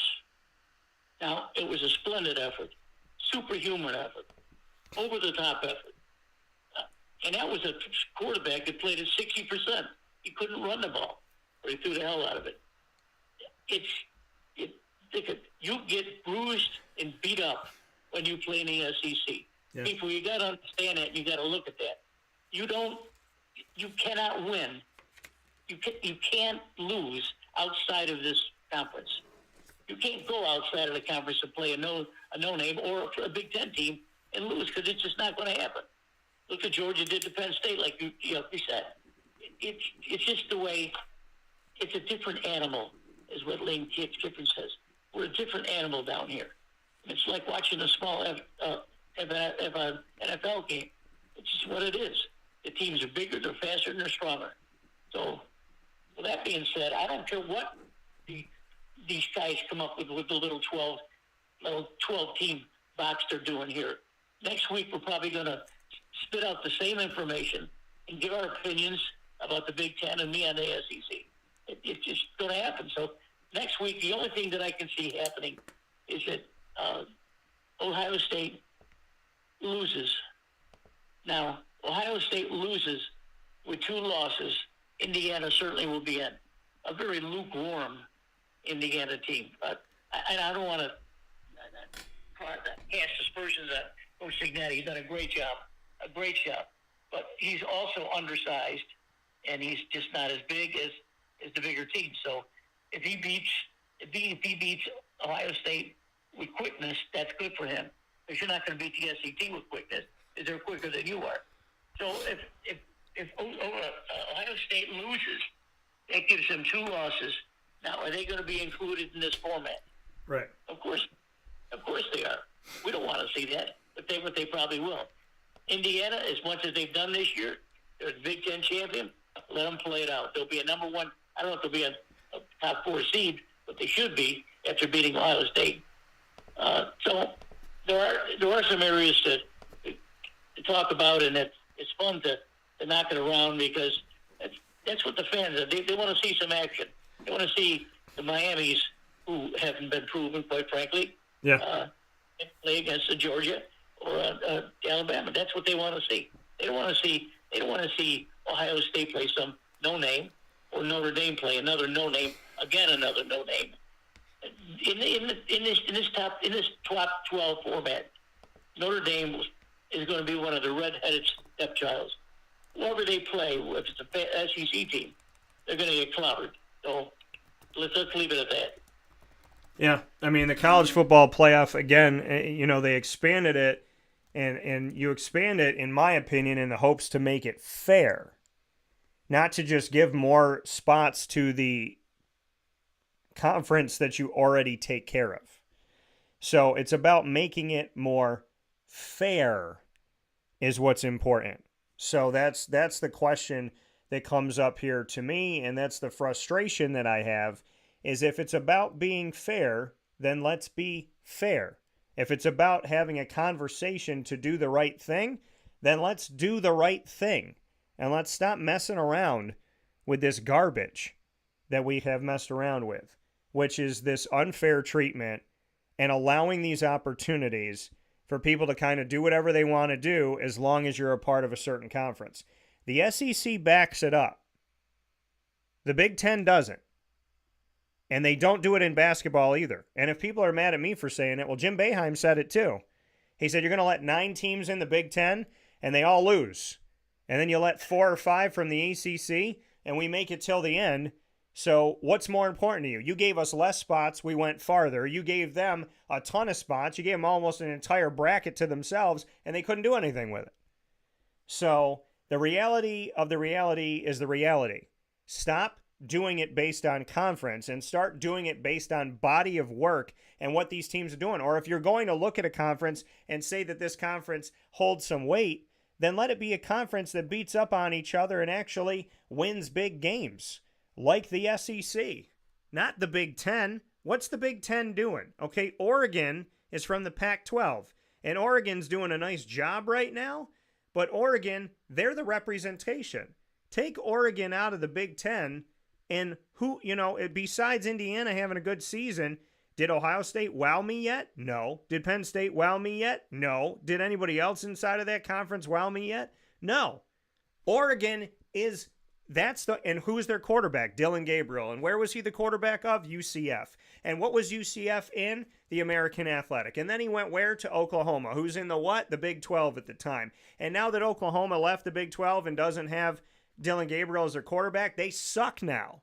Okay? UCF is not the same team they were without Dylan Gabriel. Oklahoma's not the same team they were without Dylan Gabriel. An undefeated Oregon team is different than what they were last year. And with Bo Nix, they did a lot of good things, but look what they're doing with Dylan Gabriel. But Dylan Gabriel didn't get the respect because he came from a conference that wasn't the Big Ten, that they didn't want to talk about. If Dylan Gabriel was the quarterback of the Notre Dame Fighting Irish, everybody would be putting him up on their shoulders. But he goes to Oregon and people treat him like he's a new quarterback. He's been quarterbacking well at UCF, at Oklahoma, and now at Oregon. But now you're paying attention to him. Okay, if he was at Ohio State, you would be paying attention to him. What I'm saying is the BYUs and the Boise States and the SMUs and the Armies and the Tulane in recent history, these teams have put it together. Tulane beat Caleb Williams and USC. I was at the game. It happened. okay?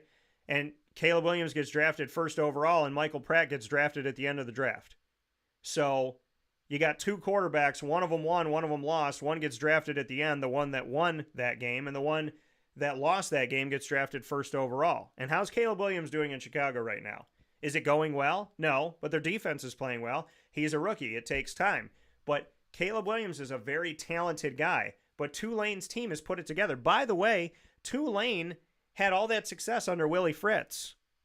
They don't have Willie Fritz anymore. They have John Summerall in his first season as a head coach at Tulane. And they're going to play for a championship this year in the American in a coach's first season. When people thought, oh, Willie Fritz is gone, this team's probably going to fall apart. They did the opposite. Look at the Army Black Knights. They're in their first season in the American, playing a bunch of teams that they typically are not playing. Look at what's happening. They're winning. And if Army beats Notre Dame, Army, in my opinion, goes from 19th. They should take Notre Dame's spot. Let's play reality here. You're 19, they're 6. You should take their spot if you beat them. You should take their spot. If Army is undefeated and they beat Notre Dame this week and Notre Dame has 2 losses, sayonara, Notre Dame. Bye-bye now. You don't get any more preferential BS.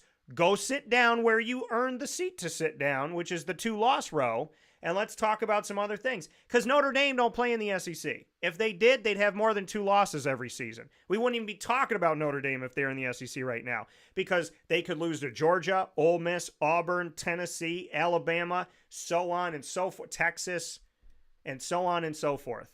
Notre Dame didn't have to play Texas this year. They played Texas A&M and they beat them, and good for them. But Michigan played Texas, and what happened? Michigan got spanked in their own house. So, to me, all I'm asking is make it fair.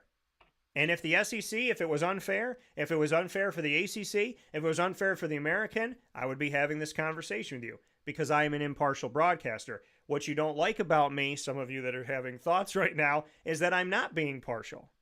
Because you want me to say that the top 5 is the top 5 because that's the top 5. I'm challenging the top 5 because I want you to prove to me what Ohio State has done. I want you to prove to me what Penn State has done. Indiana has proven themselves up to this point, but they haven't played a lot of ranked teams. And if Indiana was in the American Athletic, you wouldn't even be talking about them right now. That's what I'm trying to tell you. Indiana in the Big Ten beating a bunch of unranked teams is 5th. If they were in the American beating a bunch of unranked teams, they might be 25th. So that's the conversation I'm having with you. I'm asking you to look at the elephant in the room, which is an unfair advantage and a double standard, to admit that it exists, and then let's move forward together knowing that it exists and trying to create a world where every season is about the season and not about past seasons or movies or they have a lot of donors or that school has a lot of seats in their stadium. Let's talk about who the best teams are, which right now, in my opinion, Oregon and Texas. Let's see what Indiana does this week against Ohio State. Let's see what Alabama does. Let's see what Georgia does.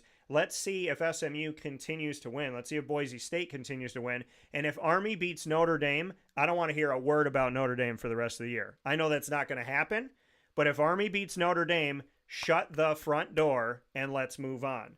So with that being said, PJ and I are going to move on into college football picks as well as the NFL picks. We'll do it right after this fast break on Wake Up Call with Dan Tortora, where sports meets life. Stay with us.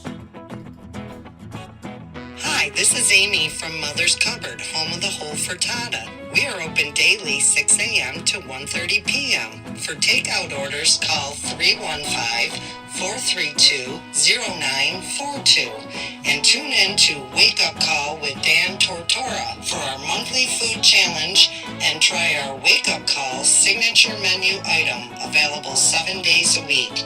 Here at Mother's Cupboard, we are Central New York, and it's our honor to serve you. Ma and Pa's Kettle Corn and Popcorn Factory remind us that every day is worth celebrating at 201 7th North Street in Liverpool, New York. Open Monday through Saturday in-store and always online at maandpaspopcorn.com. Serving our Central New York community and beyond, order anywhere, anytime at maandpaspopcorn.com. Stop in to get a tin at Ma and Pa's on 201 7th North Street in Liverpool, New York to get your half-price refills for the rest of your life. Come to Ma and Pa's for your holiday gift giving for family, friends, employees, and clients. And remember, for fundraising and events, to call 315-450-6272. That's 315-450-6272. Ma and Pa's Kettle Corn and Popcorn Factory. How corny are you? This is Jimmer Sikowski, owner-operator of Chick-fil-A Cicero, 7916 Brewerton Road in Cicero, right in front of the Home Depot. I had a deep feeling that God wanted me to do something bigger with my life and to help people, help others. I kept putting Chick-fil-A in my life, and I realized as I was going through the franchise selection process that positively impacting the lives of others was really core to what we do here at Chick-fil-A. First of all, it starts with the food. The food is brought in fresh daily. We bring in local produce. We prepare to order in the kitchen. We hand bread our chicken. We hand spin our milkshakes. It's great food. It doesn't taste like fast food. I think the second thing is the way people feel when they come in a Chick-fil-A restaurant. It's different. We try to treat people with intentional kindness here, which is very different and deeper than good customer service. And so I think it feels remarkable for most people to come in a Chick-fil-A restaurant. And then lastly, the impact that we try to have in the community is very different. It's a big part of the expectation of every operator of a Chick-fil-A restaurant is that they're actively engaged in their community, they're a leader in the community, and they're making a difference. When they realize that what we're striving to do is to shine a little light in their life, that's a very, very different experience than you will have at any other quick service restaurant. And it's that remarkable experience that I think people will emotionally connect with.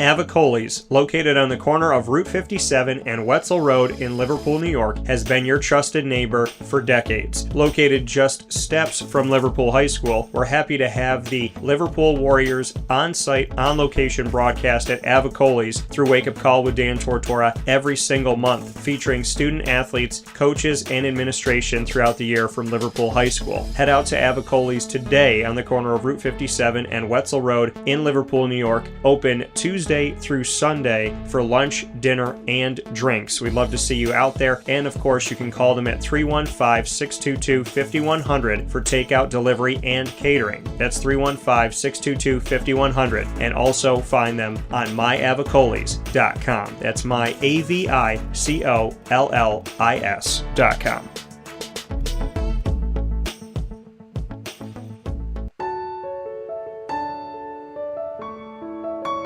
Having peace of mind when you're out of town that your furry-loving friend is safe and sound means taking them to Canine Campground, because we all know that when it comes to the love of our pets, it goes well beyond the call of duty to make sure they're safe and sound. Right, Lily? So take a ride to 242 Johnson Street in East Syracuse, New York, and see Canine Campground and where your dog will be staying, in the classic cabin, the executive cabin, the grand cabin, or of course the luxury cabin, because if you know Lily, you know she loves luxury. Now you don't have to wait to the last minute to find a family member or a friend that'll take your dog for a few days. Call Canine Campground at 315-299-4013. That's 315-299-4013. Their drop-off and pickup times are Monday through Sunday. Check K9campground.com for more information. That's the letter K, the number 9, and campground spelled with a K.com. K9campground.com. When you're going out of town, bring your dog to Canine Campground.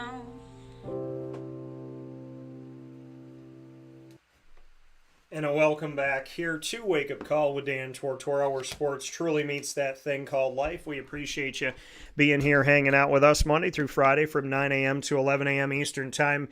Papa Joe joins me on Thursdays for the PJ Takeover. We had Casey Brown on earlier to speak on the CBA Brothers, my alma mater, CBA Brothers of Syracuse, New York, and they are going to have their game inside of the 2024 New York State Class AA playoffs against Elmira, and that game is going to be going on this Saturday, November 23rd at 6 p.m. right here in Central New York at CNS High School for the Cicero North Syracuse North Stars hosting that game. So with that being said, happy to be here with Papa Joe.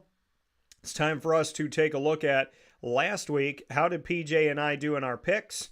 And then we're going to make our picks for this week. So with that being said, we'll take a look first and foremost at what's going on here inside of college football week 12 and how our picks went and how PJ and I did. We got it up on the big screen here for Facebook.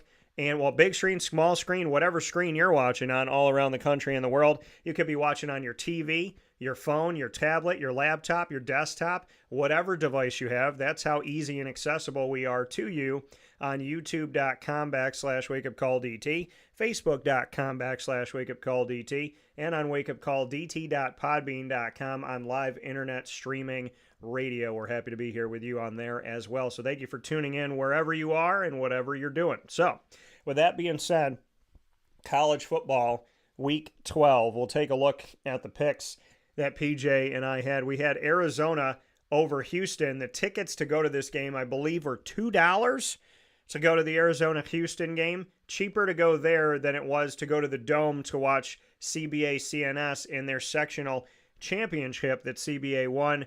My number and my grandpa's number, 21-13. So PJ and I both picked Arizona over Houston. We got that one correct, so I'll go ahead and circle that for us.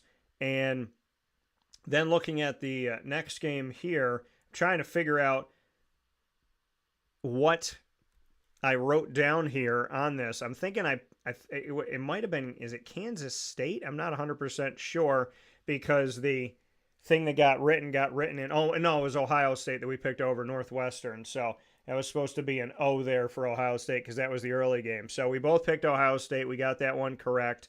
And then we both had Texas. Ohio State won 31-7 over an unranked team. Texas won 20-10 over an unranked team in Arkansas. So we got that one correct. Clemson was able to get out alive in their matchup at Pittsburgh 24-20.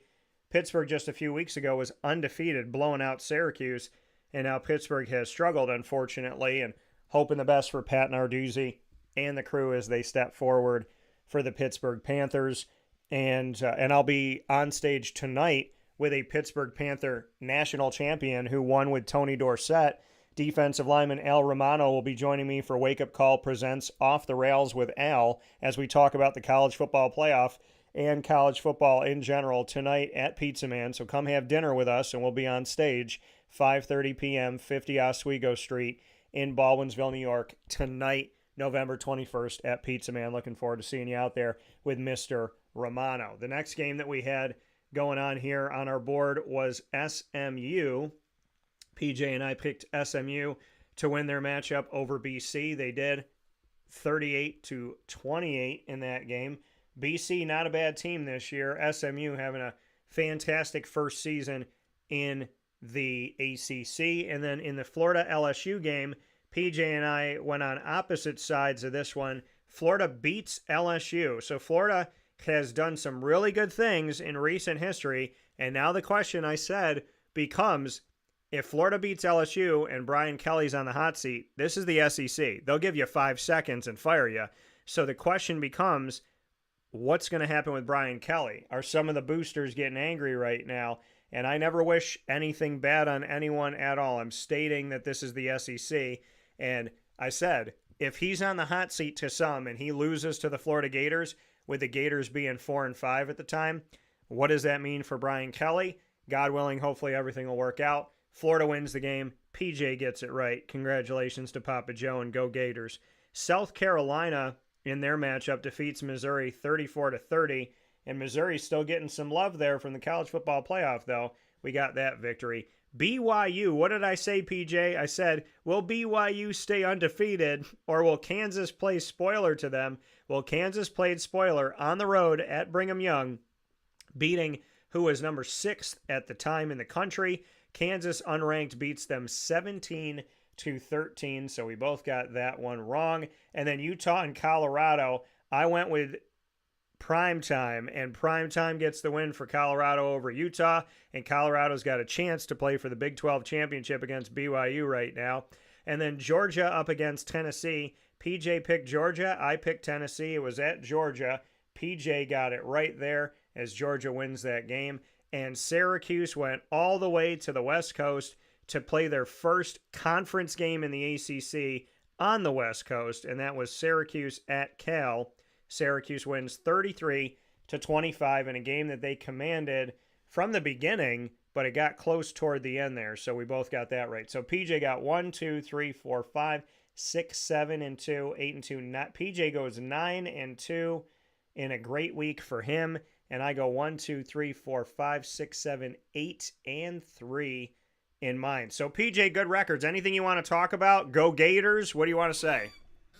I was screaming. Mary was walking through the house, and I was shouting everything.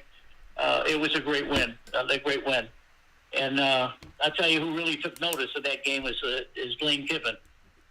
Lane Kiffin is the next team to come into the swamp to see if they can beat Florida. I thought that the game was loud. I mean, really, really, really loud. But that's a huge place, and almost 95,000 people in there. Yeah. Now, it's going to get even worse, folks, when Ole Miss comes. If you thought it was loud on television, wait till you hear this one. It's going to be even worse. So Lane Kiffin he watched. He watched and he learned and he listened. That's what he does.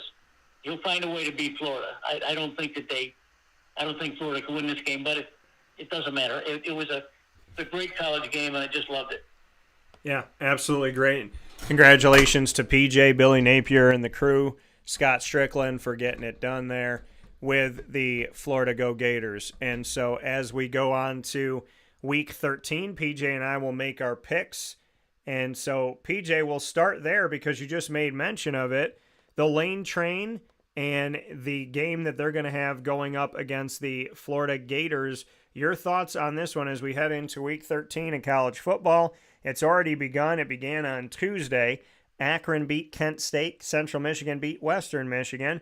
Miami of Ohio beat NIU in a fully MAC night for some action.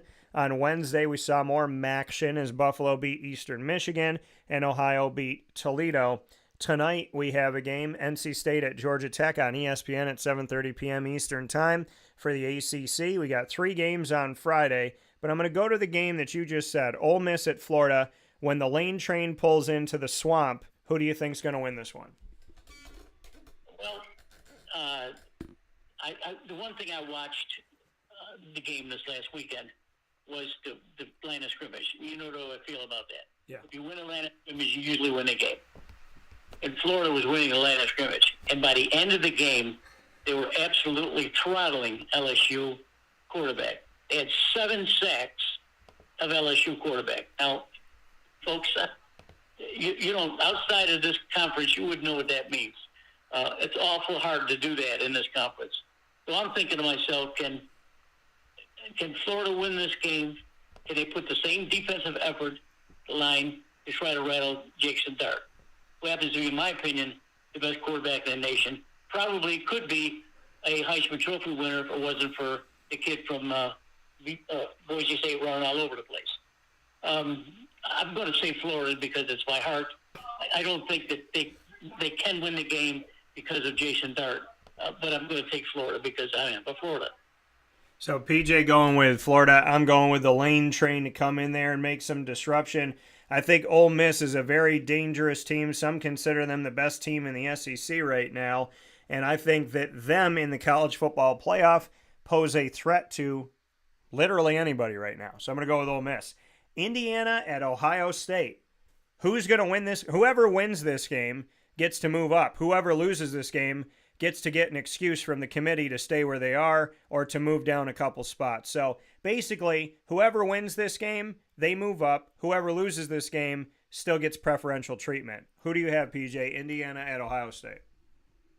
This is hard. It's not hard because I think Ohio State is by far the better team, and they're a 13-point favorite over a team that's undefeated in the Big Ten.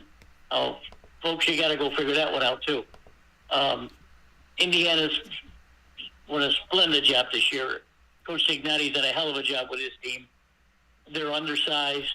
I think they're overmatched here. I like Ohio State. PJ going with OHIO, and I'm saying OHI no. I'm going with Indiana in this game to stay undefeated, and then the committee to have to figure out what they're supposed to do with a 2-loss Ohio State team whose only quality win is over Penn State this season. So figure that one out. Indiana undefeated. They got to prove themselves. Still, they're undefeated, but people are saying, all right, but who have you played that's been ranked? You played Michigan, you beat Michigan, and Michigan's having a bad season. Nobody wants to talk to me about Michigan. When I talked about unfair advantages with Ohio State and Michigan, nobody wants to talk to me about Michigan right now because they can't win the argument. Well, Indiana, if they beat Ohio State, I don't want to hear nada. So I'm going with Indiana to win this game on the road, and if they do, then it's hooty-hoo for the Hoosiers, and it's OHI no for the Buckeyes. Next game we have up, PJ, Wake Forest. They've had themselves some moments this season, but they haven't had a good season. They're 4-6. They can still get bowl eligible here, but they've lost to they played Ole Miss this year, Wake Forest did. They lost 40-6 at home. Their wins this season are at home against NC-A&T, on the road at NC State, on the road at UConn, on the road at Stanford. So they don't have any big wins this year. Does Wake Forest play spoiler to Miami? Does Miami lose 2 in a row, or is it Miami in this one? Oh, you got one of the best quarterbacks in the nation throwing a ball, along with Gabriel and that Darts. I think that I think being at home is comfort for them. They're a 24-point favorite. Folks, take the points if you're going to gamble it, but they won't win the game. I like Miami. Yeah, PJ going here with Miami to get the victory. I'm also going to go with Miami in this matchup to get the win here over Wake Forest at home in Miami. As Miami still, to me, I'm still waiting to see who they are this late in the season. I don't think we know yet, but I do think they'll win this game. Next game that we have up here, PJ, is going to take us to Virginia. It'll take us to Charlottesville as SMU looks to stay undefeated in the ACC. Do they win on ESPN2 at noon Eastern time? SMU at Virginia. What do you got? Well, this is a statement game here. We talk about that all the time, and this certainly is a statement game. It's a statement game for the ACC, the statement game for SMU. They've got to win the football game to get any consideration at all for the playoffs. They have to win the game, so I'm going to say they do win the game. Yeah, I got SMU winning this game as well.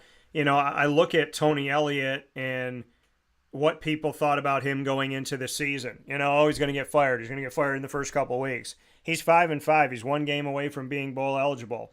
He's got to beat SMU or at Virginia Tech in the rivalry game between Virginia and Virginia Tech. Keep in mind, Virginia Tech used to be a Big East school, not an ACC school. People forget about that because they're like, oh, Virginia Tech, that's a rivalry rooted in the history of da-da-da-da-da-da-da-da. But they don't even know that they weren't in the same conference way back when. I know that because I remember Virginia Tech's name being in the dome when they painted all the names in the dome that were in the Big East.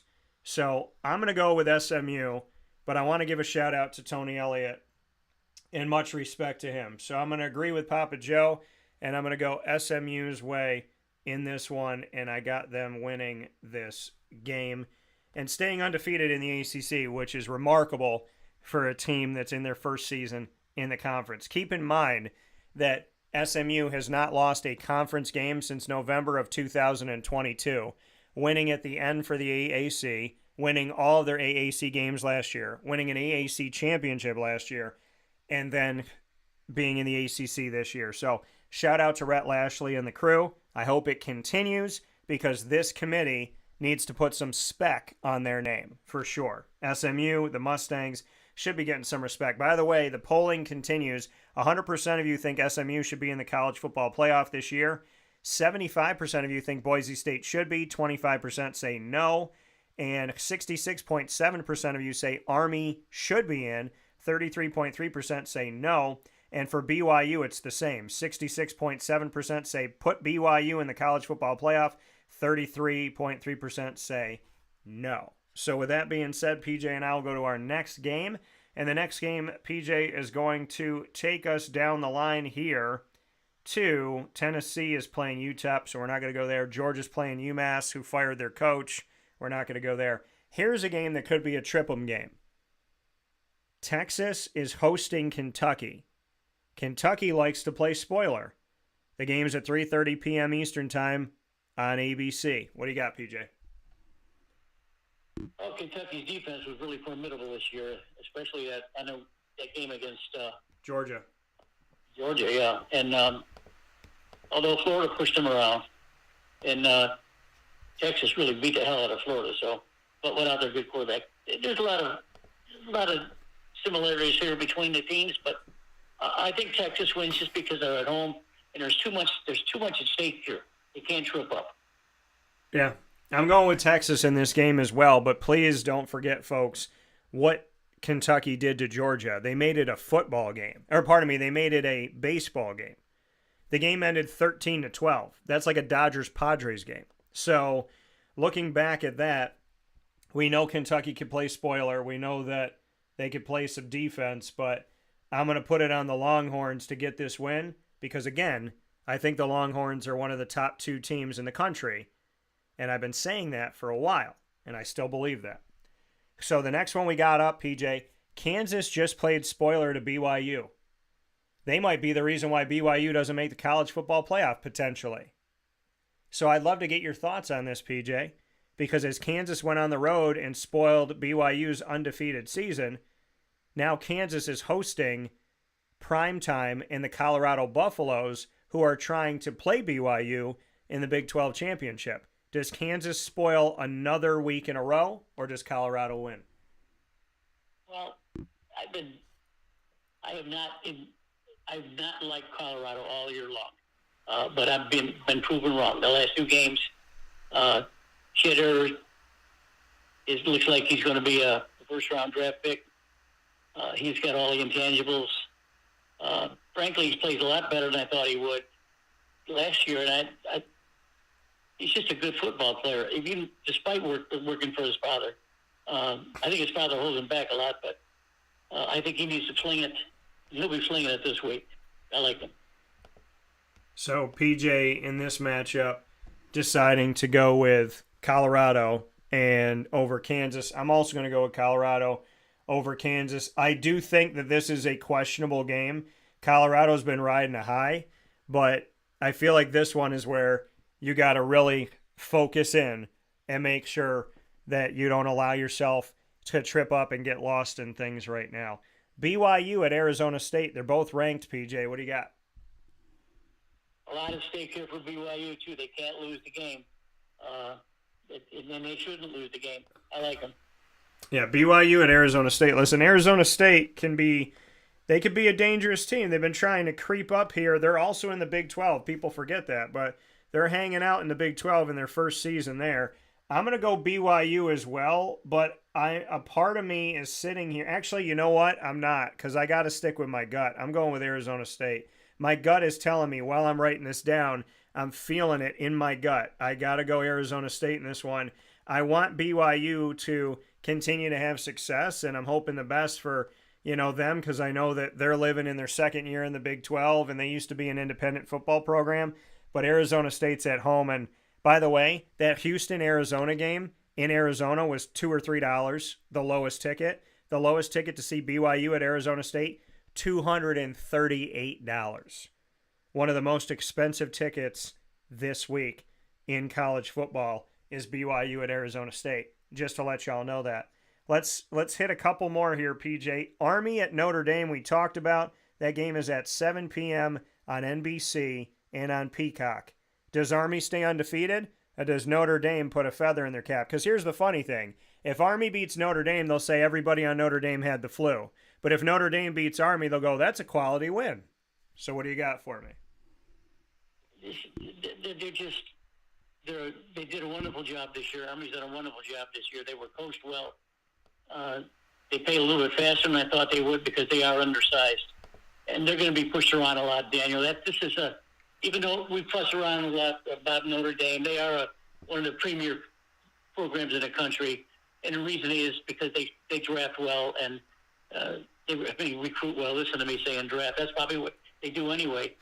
They recruit well and they recruit big on the lines. I look for a Notre Dame to push Army around a lot this year. All right, PJ going with Notre Dame.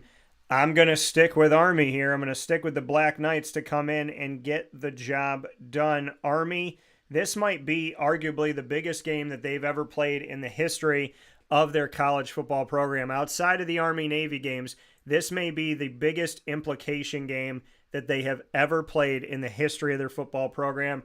I have Army. Listen, if Northern Illinois can go into South Bend and beat Notre Dame, then Army and their quarterback, Bryce Daly, can go out there and beat Notre Dame. If they condense the clock, they have the majority of the possessions, they run the ball well, and if defensively they don't allow themselves to be pushed around, I'm going to go with Army on the road. PJ, final couple games here in college. Texas A&M and Auburn. Auburn likes to play spoiler. Texas A&M's trying to get the committee to consider putting them in. What do you got? Auburn's had a terrible year this year. And they actually play much better than they've been showing. I think Auburn's a spoiler this week at home. Well, PJ's going to pick Auburn to spoil Texas A&M's bid to get into the college football playoff. There goes PJ with Auburn. I'm going to go with TAMU, Texas A&M, to continue to push here. Their loss to Notre Dame is the only feather in Notre Dame's cap this season, or should be the only feather in Notre Dame's cap. Texas A&M is 8-2. They lost to Notre Dame and then went on a tear, winning 7 games in a row before losing at South Carolina, who ends up being better than maybe people thought they were at the time when they were unranked. And they just defeated New Mexico State. They'll be at Auburn, and then they'll play Texas, and that's going to be a huge game. But if Texas A&M trips up before that game might not mean anything except for playing spoiler to Texas or moving Texas down the college football playoff line, but Texas probably getting in. If Texas A&M wins this week, which I have them doing, that game between them and Texas is going to be massive come that week, that championship or the rivalry week. And it's really cool to see Texas and Texas A&M in the same conference to play that game within the state of Texas. Very much looking forward to that. PJ, Alabama at Oklahoma. Oklahoma had an opposite season than Texas. They both come into the SEC from the Big 12 as the Big 12 identifiers. They leave. The Big 12's up in the air and wide open. Texas comes in and they rise to the top. Oklahoma comes in and they get lost in the shuffle. Do they spoil Alabama and hand them their third loss, or does Alabama win on the road? Well, Oklahoma's been awful. I thought that they would raise their hackles up a little bit and play a lot better, albeit the conference is a lot. I think the conference is a lot tougher than they thought it was. Now they're recruiting a little bit better because I do follow recruiting every day. They are in the top 15 recruiting, but Alabama has it all on the table, and this is them. They win, they're in the playoffs. They lose, they're out of the playoffs. And that means leaves another SEC team out of the picture for the people around the country. But Alabama doesn't lose this. Yeah, I got Fly Slamma Jamma Bama and Kalen DeBoer getting it done here. I'm going to go with Alabama as well to win this game. Oklahoma's got to figure some things out. Texas definitely has bragging rights between the two former Big 12 teams this season. Final game, PJ, brings me back to the old Big East.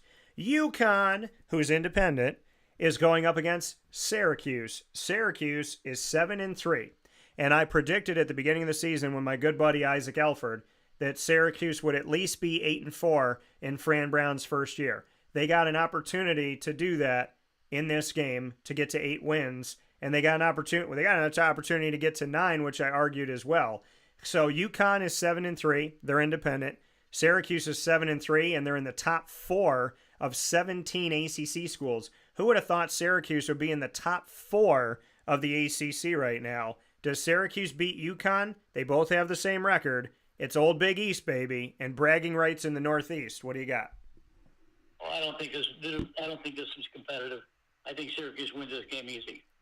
So PJ going with Syracuse to bring on the ruckus as Syracuse wins this game in the Dome. Syracuse was away from the Dome the entire month of October. They came back for a game, and then they left for 2 more. Syracuse is back for their last 2.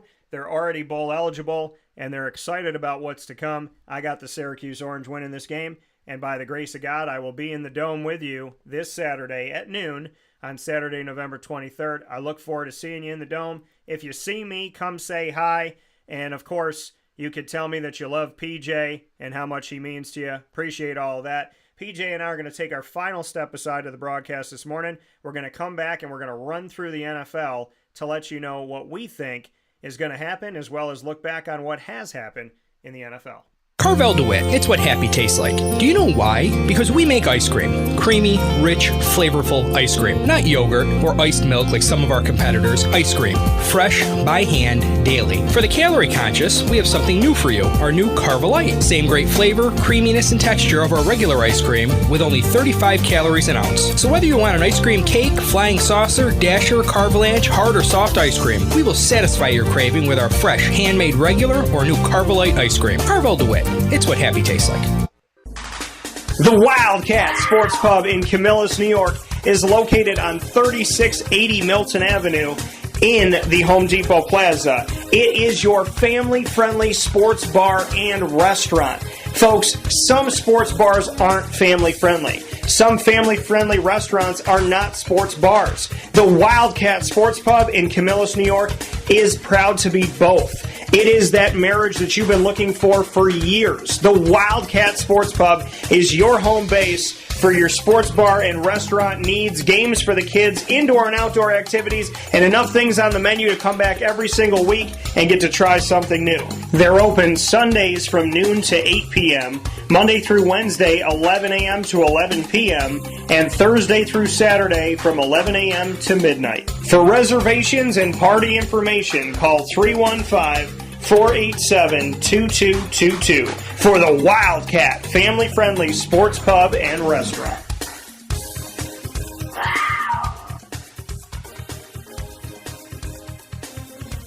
GG Cards and Breaks. Like, comment, subscribe. GG Cards and Breaks coming to you on 639 Delmar Place in Syracuse, New York. That's 639 Delmar Place in Syracuse is your one-stop sports card and trading card shop. Head over to GG Cards and Breaks Tuesday through Saturday from 10 to 6 and on Sundays from 10 to 5. They're going to be there tonight as well, extended hours, because it is our monthly trade night tonight, and we're going to be buying, selling, trading with all of you in the community, so you can come out and buy products at GG Cards and Breaks. You can also buy, sell, and trade with each other. So bring your stuff out or come without anything. Maybe you've never collected cards before and you just want to see what it's all about. We always accept new people coming into GG Cards and Breaks.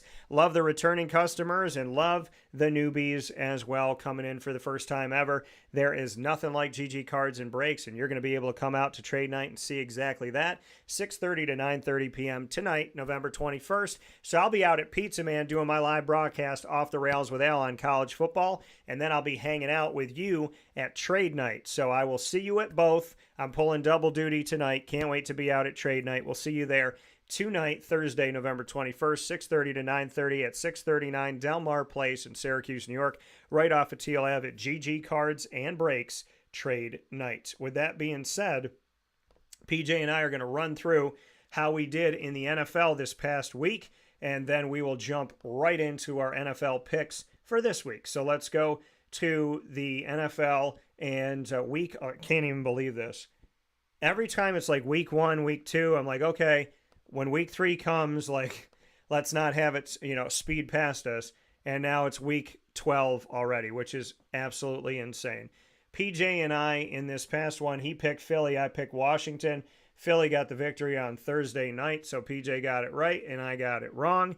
Green Bay beat Chicago. Detroit smacked Jacksonville, so we both got Green Bay correct. We both got Detroit correct. Jacksonville losing 52-6.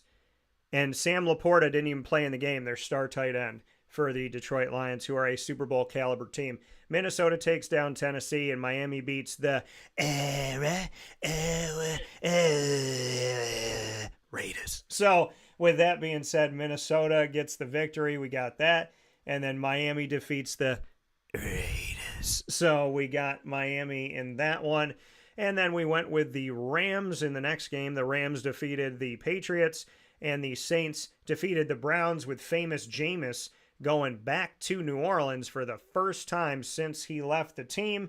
So PJ and I picked the Rams. We also picked the Saints. We got those games right as well. The next game to come up here is Indianapolis over the Jets, 28-27, and Pitt over Baltimore. We got Indy right, but the Pitt-Baltimore game, low-scoring game because Pittsburgh's defense has been really good this year, and Russell Wilson and Justin Fields have combined to lead this team to the top of the AFC North. Believe it or not, you better believe it. Baltimore loses. We get it wrong.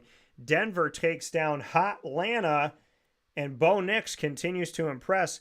Very excited that I got a Bo Nix autograph card before the season, or toward the beginning of the season, and very excited that I backed Bo Nix this season as a rookie. He is definitely doing an awesome job. Had 307 yards passing in the game where Denver won at home 38-6 over a good Atlanta offense.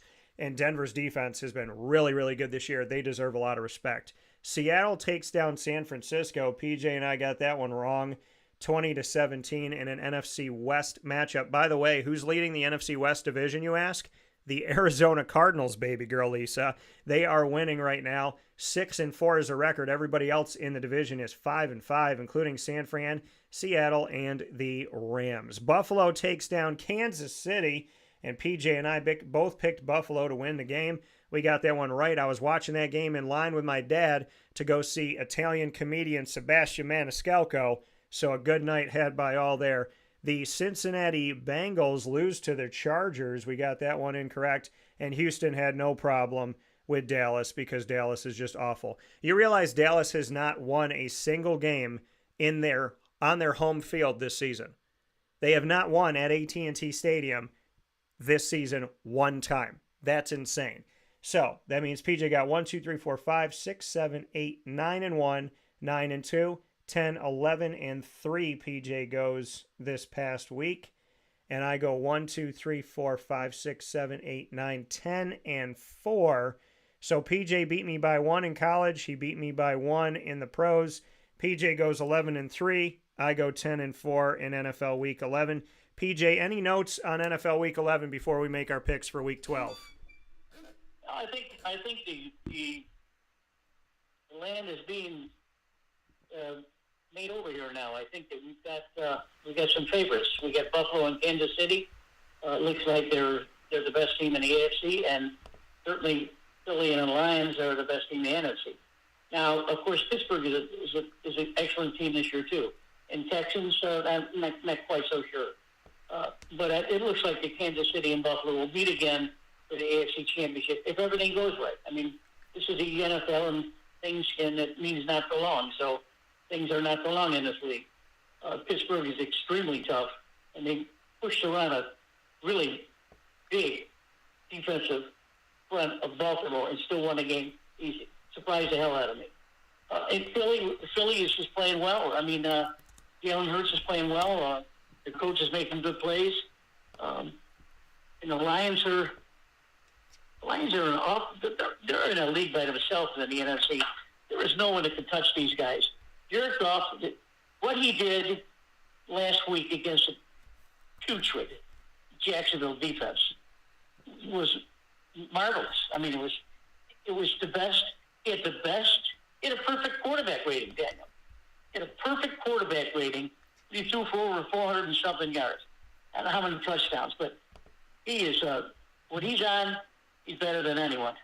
He's better than Allen, and he's better than Mahomes. And yes, last week he was on. Yeah. You know, I mean, if you want to pad your stats, play the Jaguars this year is what it looks like. But Jacksonville losing 52-6, just an ugly game. It's what I anticipate when Clemson plays the Citadel this weekend in college football. So Jacksonville's going to have to figure it out and figure it out quick. They need to do something because I told you that they had a culture problem, and Coach agrees that they have a culture problem. He said it 3 weeks after I said it. So they got to figure it out, PJ. What we do know is that as we make our picks here for NFL Week 12, and I just want to let people know, I love my Jaguars. I may not like every decision they've made, but I love my Jaguars. As an impartial broadcaster, this is horrendous to watch, and they are the worst team. And they're worse than the Carolina Panthers, which is really sad to say because Carolina's had a lot of issues in recent history, and they're worse than the Giants. But I predicted at the beginning of the season that Tommy DeVito would start at least one game for the Giants this year, and he's starting this week. So I am so excited for my man, Tommy Cutlets. So with that being said, PJ, let's go to Thursday Night Foosball in the NFL Week 12. We will go to Cleveland, where it could be snowing, PJ. Pittsburgh at Cleveland. What do you got? This is a no contest. This is Pittsburgh easy. So PJ going with the Steelers to win the game. I'm going to agree with PJ on this one. I don't think that this is going to be much of an issue. Famous Jameis is still the quarterback of the Cleveland Don't Call Me Browns.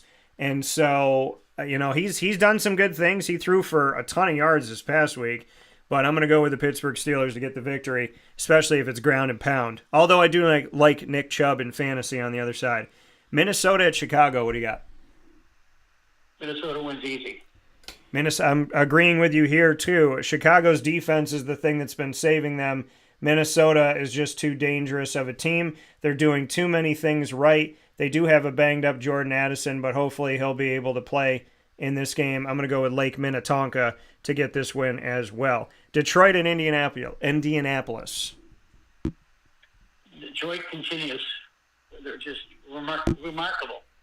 Yeah, the Detroit Lions still look like they're pissed off at the fact that they didn't win a Super Bowl last year or play for one.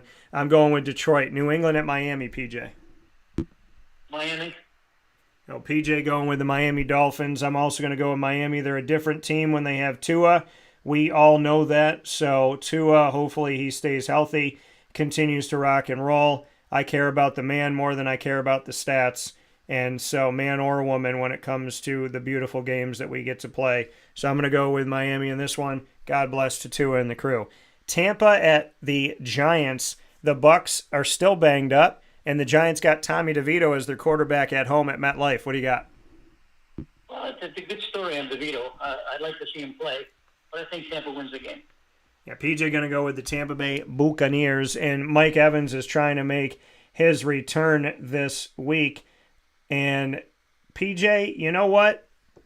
I'm going to go with Tampa as an impartial broadcaster, but my heart really does hope that Tommy Cutlets gets his victory here. Next one we got up, Dallas at Washington.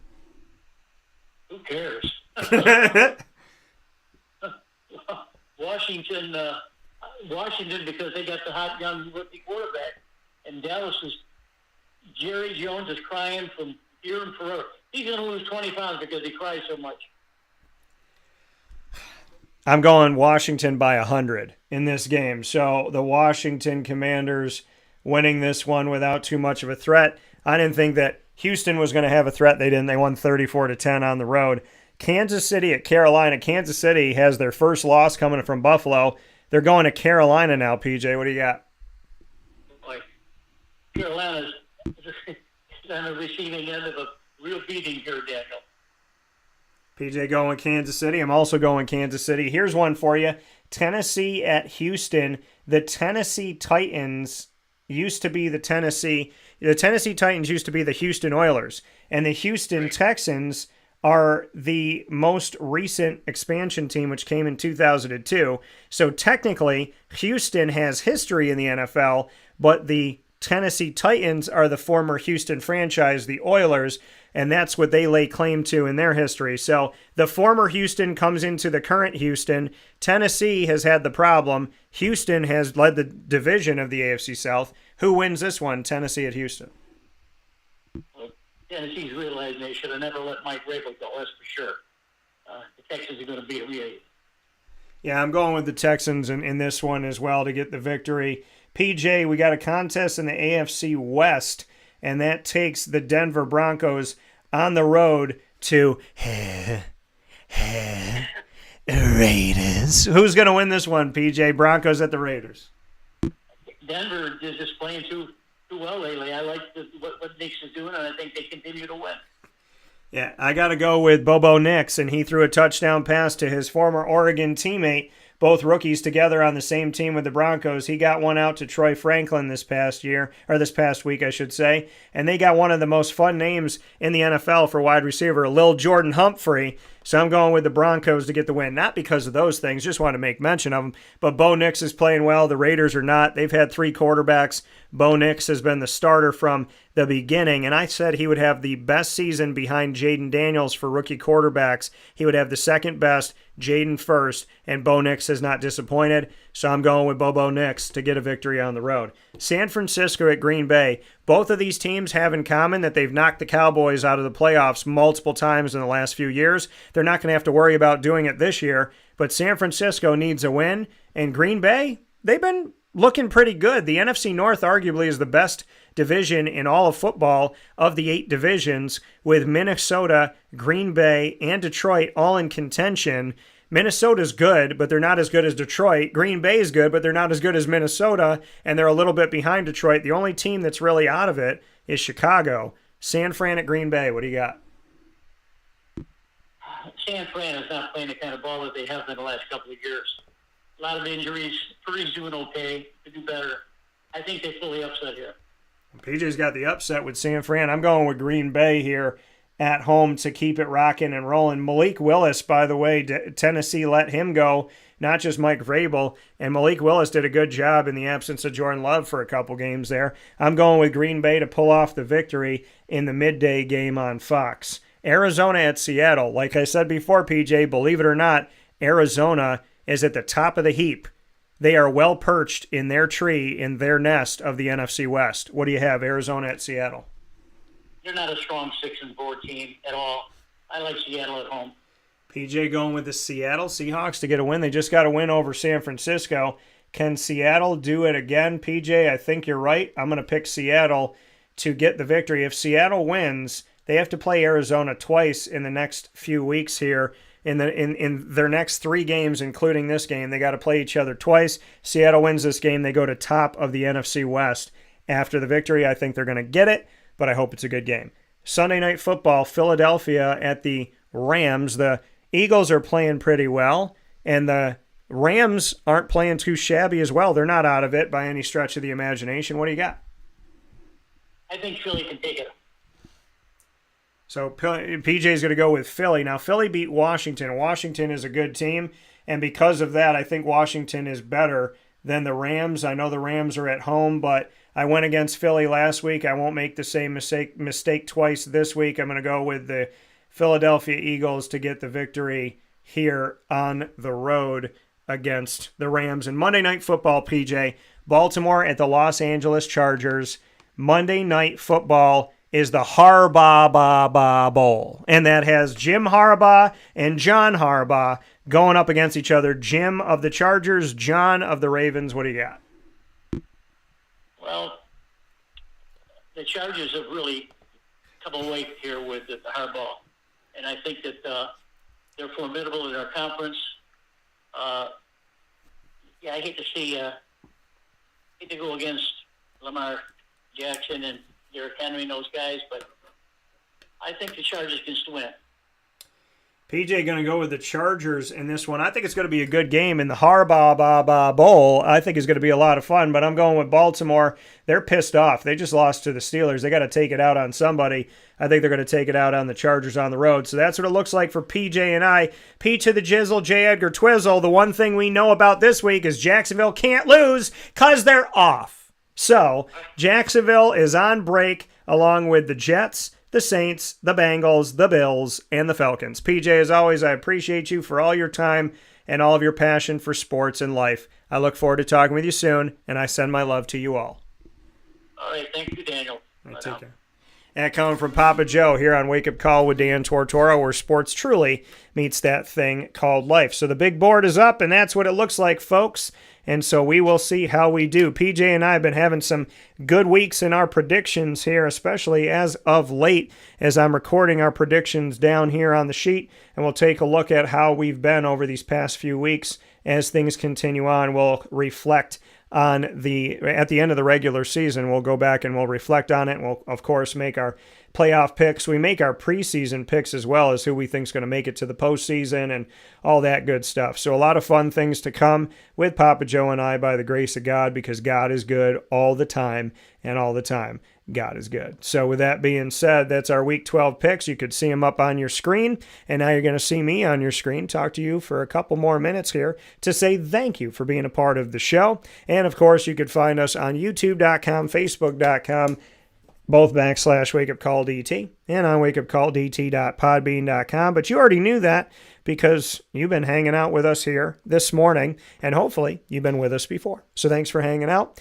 You can, of course, download our broadcast for free, listen to our broadcast for free by going to any one of these channels: Amazon Music, Audible, iHeartRadio, iTunes, and Apple Podcasts, Player FM, Podbean, Podchaser.com, Podvine, Spotify, TuneIn, and YouTube. All you have to do is search Wake Up Call with Dan Tortora, or one word, Wake Up Call DT. You can also ask Alexa to play the latest episode, or Google Home to play the latest episode of Wake Up Call with Dan Tortora, and they will do that for you as well. All you have to do is search Wake Up Call with Dan Tortora, or one word, Wake Up Call DT, on your favorite podcast platform. With that being said, many thanks to Brooklyn Pickle down in Southern Pines, North Carolina, on 1788 Old Morganton Road in Southern Pines. Down the road from Pinehurst Golf Courses, you will find Brooklyn Pickle that I love up in Central New York, now down in the great state of North Carolina, which I also love. So make sure you go and see them today and let them know that DT sent you. Big time shout out to our Central and Upstate New York partners: Carvel DeWitt, the Wildcat Sports Pub, Servomation, Mother's Cupboard, Canine Camp Dog Daycare, Avicoli's, Ma and Pa's, the snack capital of the world, GG Cards and Breaks, Fire Pit Barbecue and Saloon, Chick-fil-A Cicero, Great Lakes Honda City, Pizza Man, Canine Campground Dog Boarding, Brian's Landing, and of course we are the exclusive multimedia marketing partner of your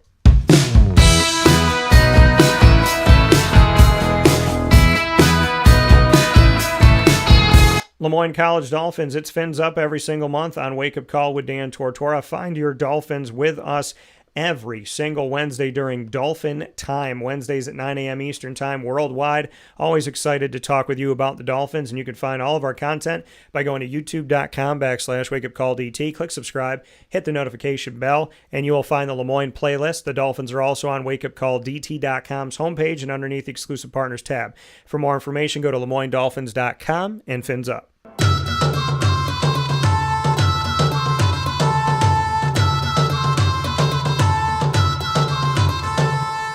The Bryan and Stratton College Bobcats of Syracuse are exclusive multimedia marketing partners with Wake Up Call with Dan Tortora. Find your Bobcats every single month here on Wake Up Call with Dan Tortora and what we call the Bobcat Buzz. The Bobcat Buzz with men's and women's soccer, men's and women's basketball, baseball, and esports is with you exclusively on Wake Up Call with Dan Tortora. Head to youtube.com/WakeUpCallDT. Click subscribe, hit the notification bell, and find our Bryan and Stratton Syracuse playlist under BSC Syracuse. Of course, you can find the Bobcats on WakeUpCallDT.com's homepage and underneath the Exclusive Partners tab. For more information, go to Syracuse.bscbobcats.com, and go Bobcats, and many congratulations to the men's and women's soccer team who both advanced to the national championship game once again this season.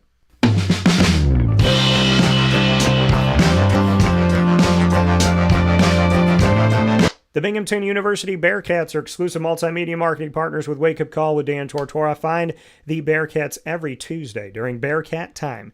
Tuesday during Bearcat Time, you will find the Bearcats hanging out with us at 10 a.m. Eastern Time worldwide with student athletes, coaches, and administration throughout the years. We appreciate the Bearcats so very much in our Moments with Marshall featuring Gene Marshall, the athletics director of Binghamton University.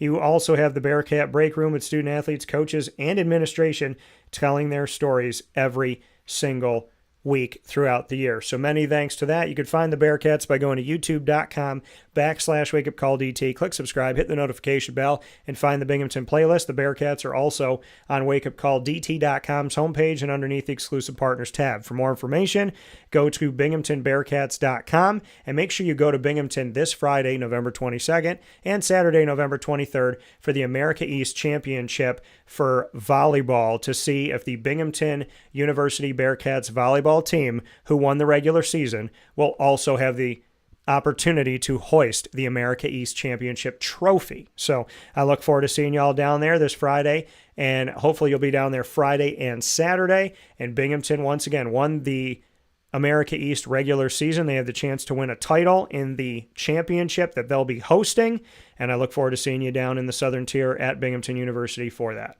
With that being said, many thanks to Casey Brown, and big ups to him and all the coaches and student athletes that get to play for a state title in New York and beyond this season. And so they'll be playing for the Class AA New York State title. Their game against Elmira is this Saturday, November 23rd at 6 p.m. Eastern Time at CNS right here in Central New York. Big time thanks to Papa Joe, Mary T., Joey, my big brother, and to all the wonderful people that I call family, my Aunt Jeannie, Jason Lucas, my wonderful nephew up in heaven, Carter, my nieces, Carly and Gracie, and to all of the wonderful people, Dale, in the great state of Florida that I love so dearly. Thank you to Papa Joe. Thank you to you. Facebook at Wake Up Call DT, X at Call DT. Keep voting in our polls. It just went up today on X, and Instagram at Wake Up Call _DT. God bless. No stress. Do your best. Have a tremendous day. And I'll look forward to seeing you at Pizza Man at 5:30, and right after that for trade night at GG Cards and Breaks.